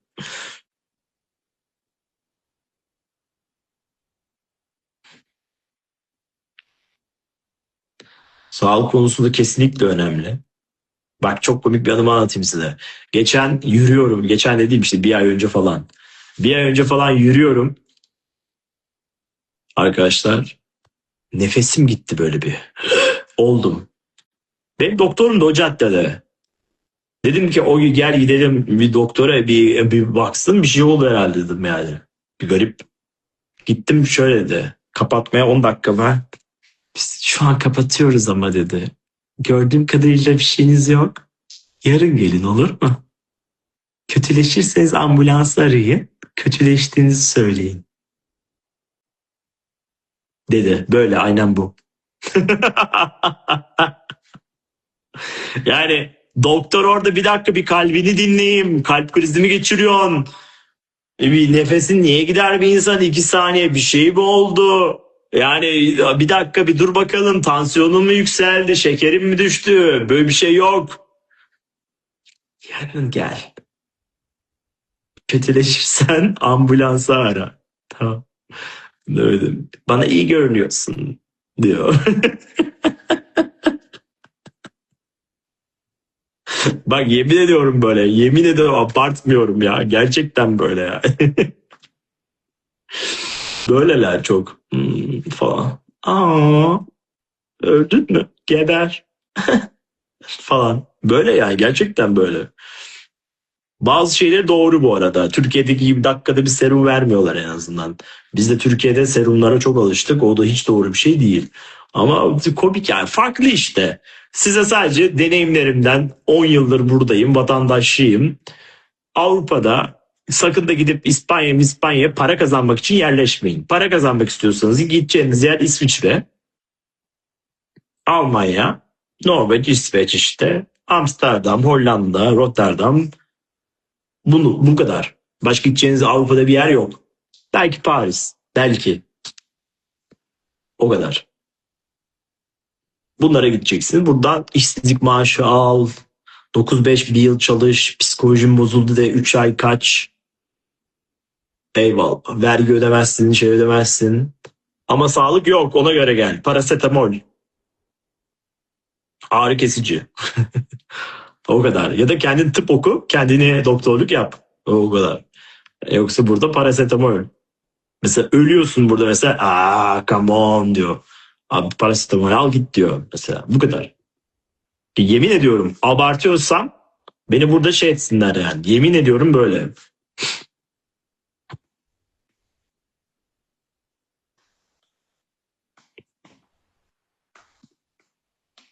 Ağrı kesici markette satılıyor mu hatırlamıyorum. Evet yani.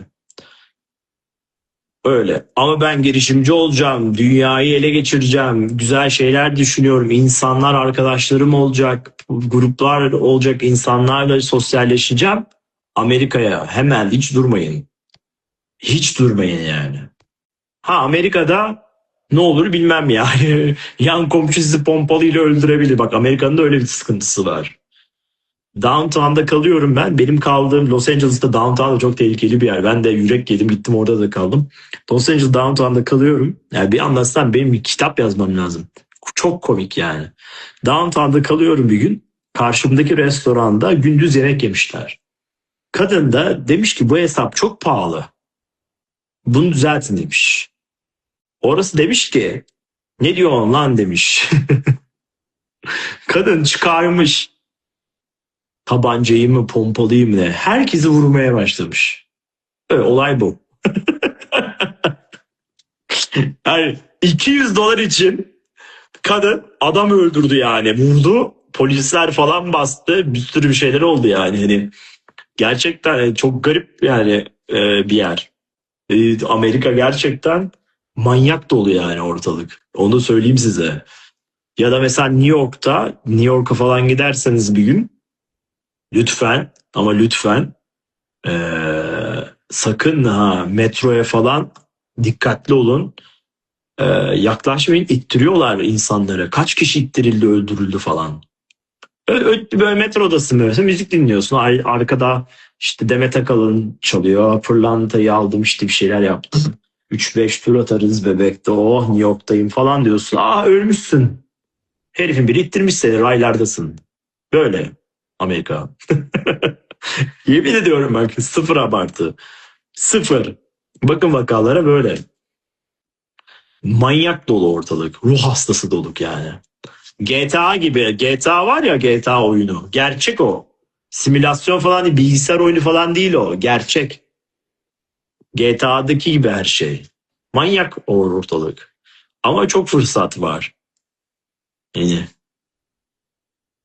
şu anda hani atıyorum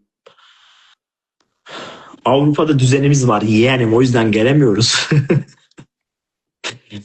Avrupa'da düzenimiz olmasaydı kesinlikle Amerika'da yaşardım. Yani ailem vesaire bir şeyim Amerika'da olsaydı kesinlikle Amerika'da yaşardım, onu söyleyeyim.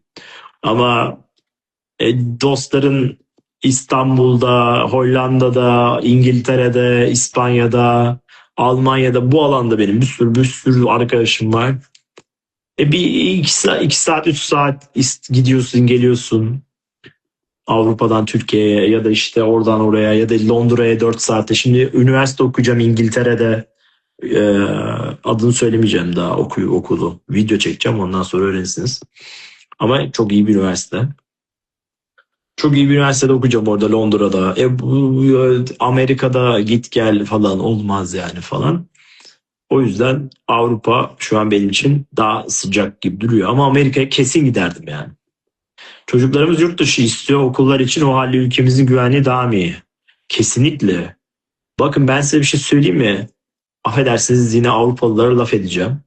Bu götü boklu Amerikalılar ve Avrupalılar bak böyle yapıyor. Is it safe to be there? Is it safe to be travel there? Yani diyor ki işte güvenli mi diyor İstanbul'a seyahat etmek, yani işte oraya gitmek, Türkiye'ye gitmek diyor, güvenli mi diyor. Bak bak bak. Ulan yan komşu şatkanla seni vuruyor ya. Amerika'da neyin dalgasını geçiyorsun sen benimle? Burada Avrupa'da, İngiltere'de adamın kalbine gündüz ortasında bıçağı saplayıp Rolex'ini alıyorlar ya. Siz Türkiye'de nerede gördünüz böyle vakaları? Bak, geçin yani. Türkiye'ye gitmek güvenli miymiş? Türkiye'nin bokunu yiyin siz yani. Gerçekten ben şok oluyorum bunları söyleyene. Bilmiyor çünkü cahil. Avrupa'da öyle ama. İspanyol arkadaşım Türkiye güvenli mi diyor. Ulan diyorum, Barcelona'da insanlar yürüyemiyor hırsızlıktan diyorum. Dalga mı geçiyorsun diyorum yani sen. Türkiye'de hiçbir şey olmaz. Benim hayatımda Türkiye'de hiçbir şeyim çalınmadı. Hollanda'da çalındı. İspanya'da çalınmaya çalışıldı. Yani Türkiye'de gerçekten hiç kapkaç, hani eskiden bir ara vardı galiba ama çok eski. Ama şu yani hiç bilmiyorum. Tabii ki yok, hiç yok diyemeyiz arkadaşlar, değil mi yani? Tabii ki var. Ama yani binde bir var yani. Bunlarda her gün var. Ve salıyorlar bunları, çok komik yani. Ben de bir an Türkiye'de mi yaşamalıyım diye düşündüm, dönsem mi diye. Dönme. Bu konuya nereden geldik? Astrolog bir arkadaş, bir kadıncağız demiş işte Türkiye'ye dönün falan. Dönmek isteyen dönsün. Ben dönmem yani. Niye dönmem bu arada? Benim hayallerim, hedeflerim farklı. Yoksa ülkeden nefret ediyorum da ülke şöyle de falan değil, alakası yok yani. Hele ülke şu an bana daha da güzel yani. Ben ünlüyüm, tanınıyorum, her kapıyı açıyorum, bir sürü insan var. Yani tabii ki yani. Ama öyle burası da hoşuma gidiyor benim. Düzen kurduk yeğenim burada yani, o yüzden. Yoksa gerçekten Türkiye'nin bokunu yesinler. Yemin ediyorum bak, çoğu konuda bizim ülkemiz çok çok çok çok çok çok iyi. Her şeyde iyi. Son zamanlarda bozuldu biraz, yufka çıktı. Bir de insanımız insanını korusa, kollasa, yardım etse, destek verse, korusa, kollasa, hani şey olsa. Küçük yer, ben Ayvalıklıyım. Ayvalık'ta biz böyleydik yani, birbirini küçükken eskiden, şimdi versiyonu kötü, yine Ayvalık'ın da kötü. Eskiden Ayvalık'ta insanlar birbirini korurdu, mesela hastaneye gidecek. Hemen sokaktan bir abla gel götüreyim, hemen şöyle yapayım falan. Hani böyle yardımseverlik falan mükemmeldi yani benim küçüklüğümdeki şeyde. Şimdi İstanbul tabii ekonomik şartlar, olaylar, bir insanların da morali bozuk, psikolojisi bozuk da doğal olarak yani.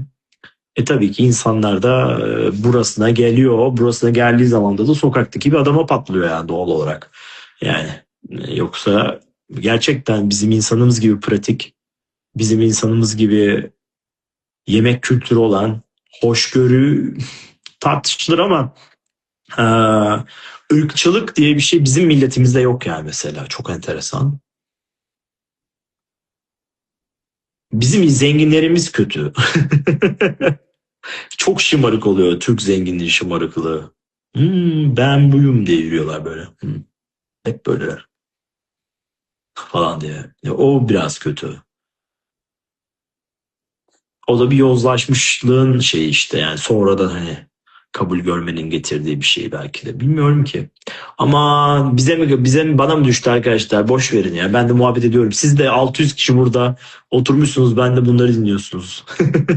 İşiniz mi yok? Kaç saat olmuş açalı yayını? Neyse yani, hadi gidelim. Size doyum olmaz. Özlemişim belli. Irkçılık bizde olmalı. Suriye'yi Arap istemiyoruz demiş. İnşallah. Yani Arap'la alakası yok aslında bunun. Düzgün okuyan bir Arap, düzgün okuyan, eğitimli olan bir insanda problem yok ki. Yani iyi bir hekimse, mühendisse olsun. Niye olmasın? Ama alakasız insanlar gelmesin tabii yani ülkemize de. Ya muhabbet sardı. Neden sardı biliyor musunuz? Çünkü dürüstçe kimse size söylemezdi gerçekleri. Ben size deneyimlerimi söyleyeyim.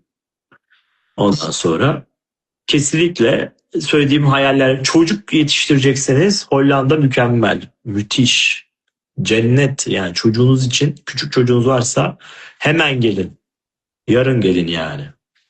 Yine öyle bir niyetim var, Anıl Bey Avrupa'ya mı gitsem Amerika'ya mı? Amerika'da çocuk yetiştirmeyin. Ne olacağı, yetişebilir mi bilmiyorum.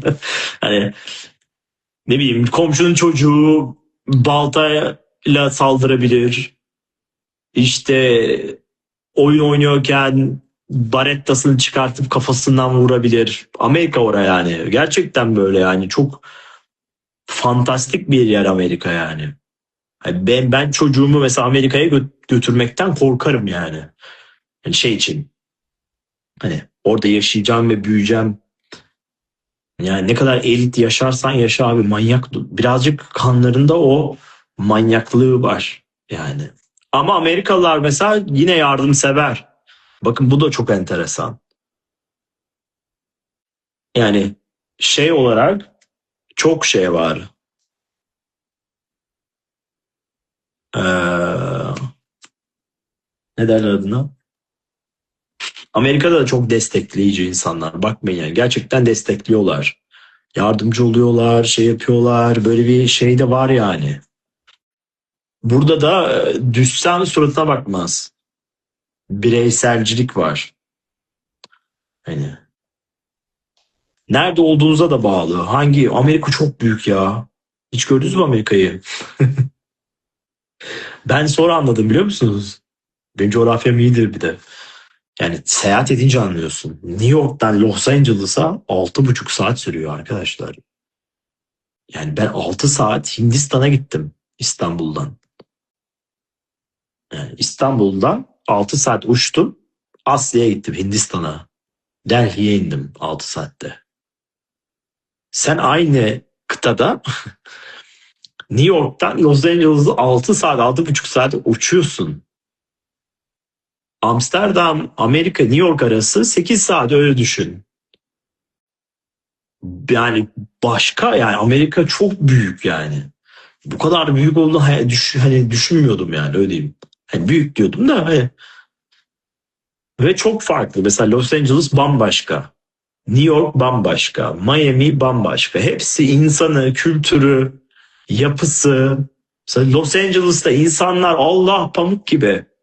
Kadınlar falan laf atıyor falan. Türkiye'de olsa ay sen sapık falan dersin yani. Bir tane marka bir yerde oturuyorum böyle şey. bilekliğimi yaptırmaya girdim. Kadın oradan sana da şampanya söyleyelim iç bizde falan diyor falan böyle. Türkiye'de diyecek öyle. Aa, ne münasebet. Los Angeles'ta öyle. New York'ta çok kabalar. Böyle şey kavga etmeye hazırlar yani böyle bir ukala. Siz bana ukala diyorsunuz ya bir New York'a gidin de görün ebenizi. Heh? Şimdi öyle söyleyeyim size. Siz bir New York'a gidin de görün gününüzü. Bak bakayım ben miyim ukala onlar var. Beni var ya mumla ararsınız bütün gün. Anadolu Bey gelse de biraz ukalalık yapsa dersiniz. Gerçekten New York çok şey ukala ve kaba. Garip geldi. Miami'de böyle bir elitizm var. Böyle bir şey yani.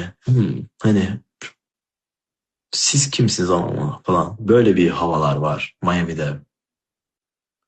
Çıksam ayıp olmaz Sanal Bey demiş. Çık Selin'cim saat gece 1 oldu zaten. Ben de çıkayım ya. Beni de çıkarsın hadi ya. Konu konuyu açtı yeminle. Nereden nerelere geldik? Amerikanlarımı anlatmaya başladım yani. New York ne burcu? Bence kesin Oğlak burcu olabilir.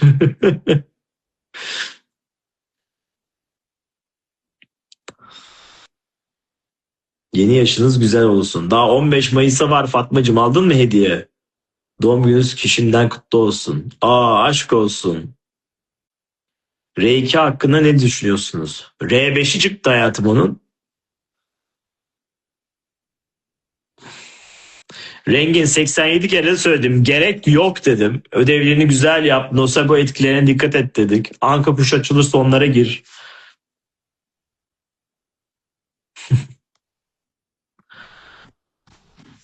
Aslanlar ne zaman gülecek? Aslan burçları Jüpiter geliyor Haziran ayında. O zaman gülün işte.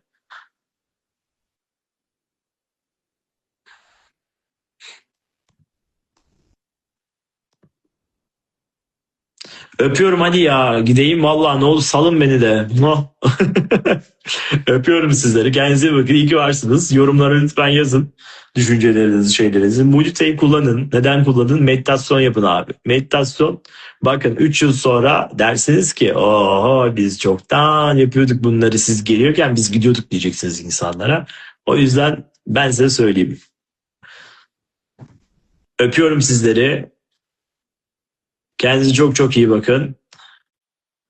İyi olun.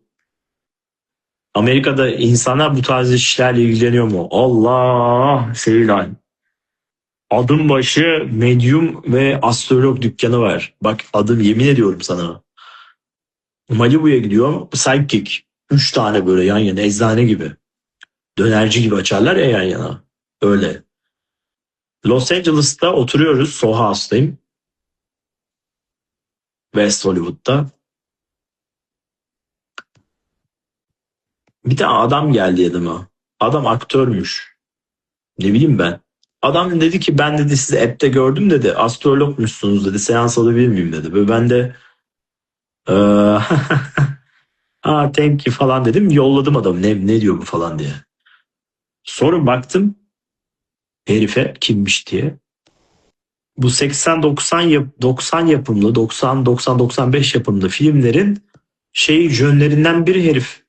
Meğerse çok ilgiliymiş böyle şeylere. Mesela bak geliyor böyle laf ediyor falan. İnanılmaz meraklılar. Astroloji, kişisel gelişim, işte yoga, meditasyon bilmem ne. Deliriyorlar bak deliriyorlar öyle söyleyeyim size. Böyle seviyorlar. Ve Amerika'da fark ettiğim şey bizim Türklerde olmayan Amerikalarda olan ne var biliyor musunuz? Tanıştım orada insanlarla. Tabii ki konuşuyorsun, tanışıyorsun falan. Bu tarafı çok güzel onların. Soruyor işte. Ben diyorum app'im var falan. Aa bakalım falan. Diyorum ki app Türkçe yani. Türkçe bakmanıza gerek yok. Aa yok bakalım indirelim işte belki bir şey olur. Belki bir pozitif koment yazarız falan bak. Böyle düşünceye bak. Biz burada adama beyni iyi gelecek diye söylüyoruz indirmiyor adam. Ya da Türkiye'de şöyle diyor. Benim amcamın oğlunun teyzesinin de app'i var. O iyi diyor mesela. Bunu örneğini vermiştim yani. Adam Amerika'da şöyle diyor ya. Aa bakayım, yorum yazayım, göreyim. Ondan sonra ya işte ne güzelmiş ya, Türkçe anlamıyorum ama bana çok güzel gözüküyor. Acaba şurası böyle mi olsa falan, böyle bir ilgileniyor yani seninle. Türkiye'de olsa ya şey gibi, bununla ilgili tweet atmıştım. Herkes çok haklısın demişti. Yani Türkiye'de diyorsun ki ya benim abim diyorsun cerrah diyorsun. İşte şöyle şöyle bir adam diyorsun, yani işte böyle beyin cerrahı iyidir falan diyorsun. Ha diyor, benim de diyor kocamın, eşimin diyor babası diyor işte bilmem nerede cerrah diyor. Bütün din şeyler ona geliyor diyor. Siyasetçiler ona gidiyor diyor mesela. Ya konu senin kocanın babası değil ki. Konu benim abim orada. Onu konuşuyoruz. Bana ne senin oradaki şeyinden yani. Amerika'daki adamsa şöyle yapıyor. Aa ne güzel, çok iyi. İşte mesela senin tanıdığın biri var mı? Benim böyle bir tanıdığım var. Ya da benim amcam da böyle, tanıştırsak mı acaba? Bir iş yaparlar, bir şey yapar. Hani hemen bir kontak kuralım, bir destek olalım. Bir şey doğar belki oradan. Böyle bir kafa var Amerika'da. Hollanda'da da şöyle var. E bak böyle bu. Kahveden 3 euro borcun var, onu öde, seni burada öldürürüm. Hollanda'da böyle. So. Mesela Trump'ın oğluyum ben diyorsun. Ah yeah, it's goed diyor. Hmm, fine, goed. Lekker diyor işte. Ha diyor. Çok güzel diyor. Lezzetli diyor. Lekker diyor. Her şeyleri lezzetli diyorlar. Lekker. İyi anlamda good. Ya ya it's goed diyor. Ha, so. Benim diyor şimdi diyor, atıyorum, soğuk peynir ve soğuk ekmek üzerine bir şey yemem lazım diyor falan. Ne bileyim yani, böyle şeyler. Ya ben bunlarla ilgili ben size YouTube videoları falan yapsam, yemin ediyorum gerçekten anlarsınız. Gerçekler bunlar yani. Alçak gönüllü olur, yardımsever olur. Kimmiş Emel o? Alçak gönüllü, yardımsever olan kişi.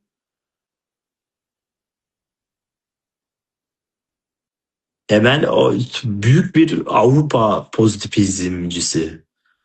Valla gördüğüm kadarıyla.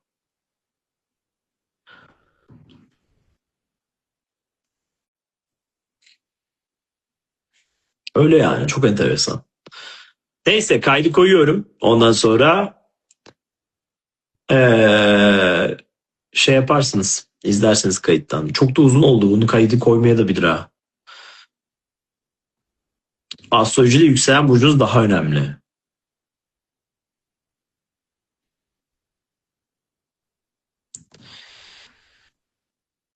Siz de seviyorsunuz. Kendinize bakın. Öptüm.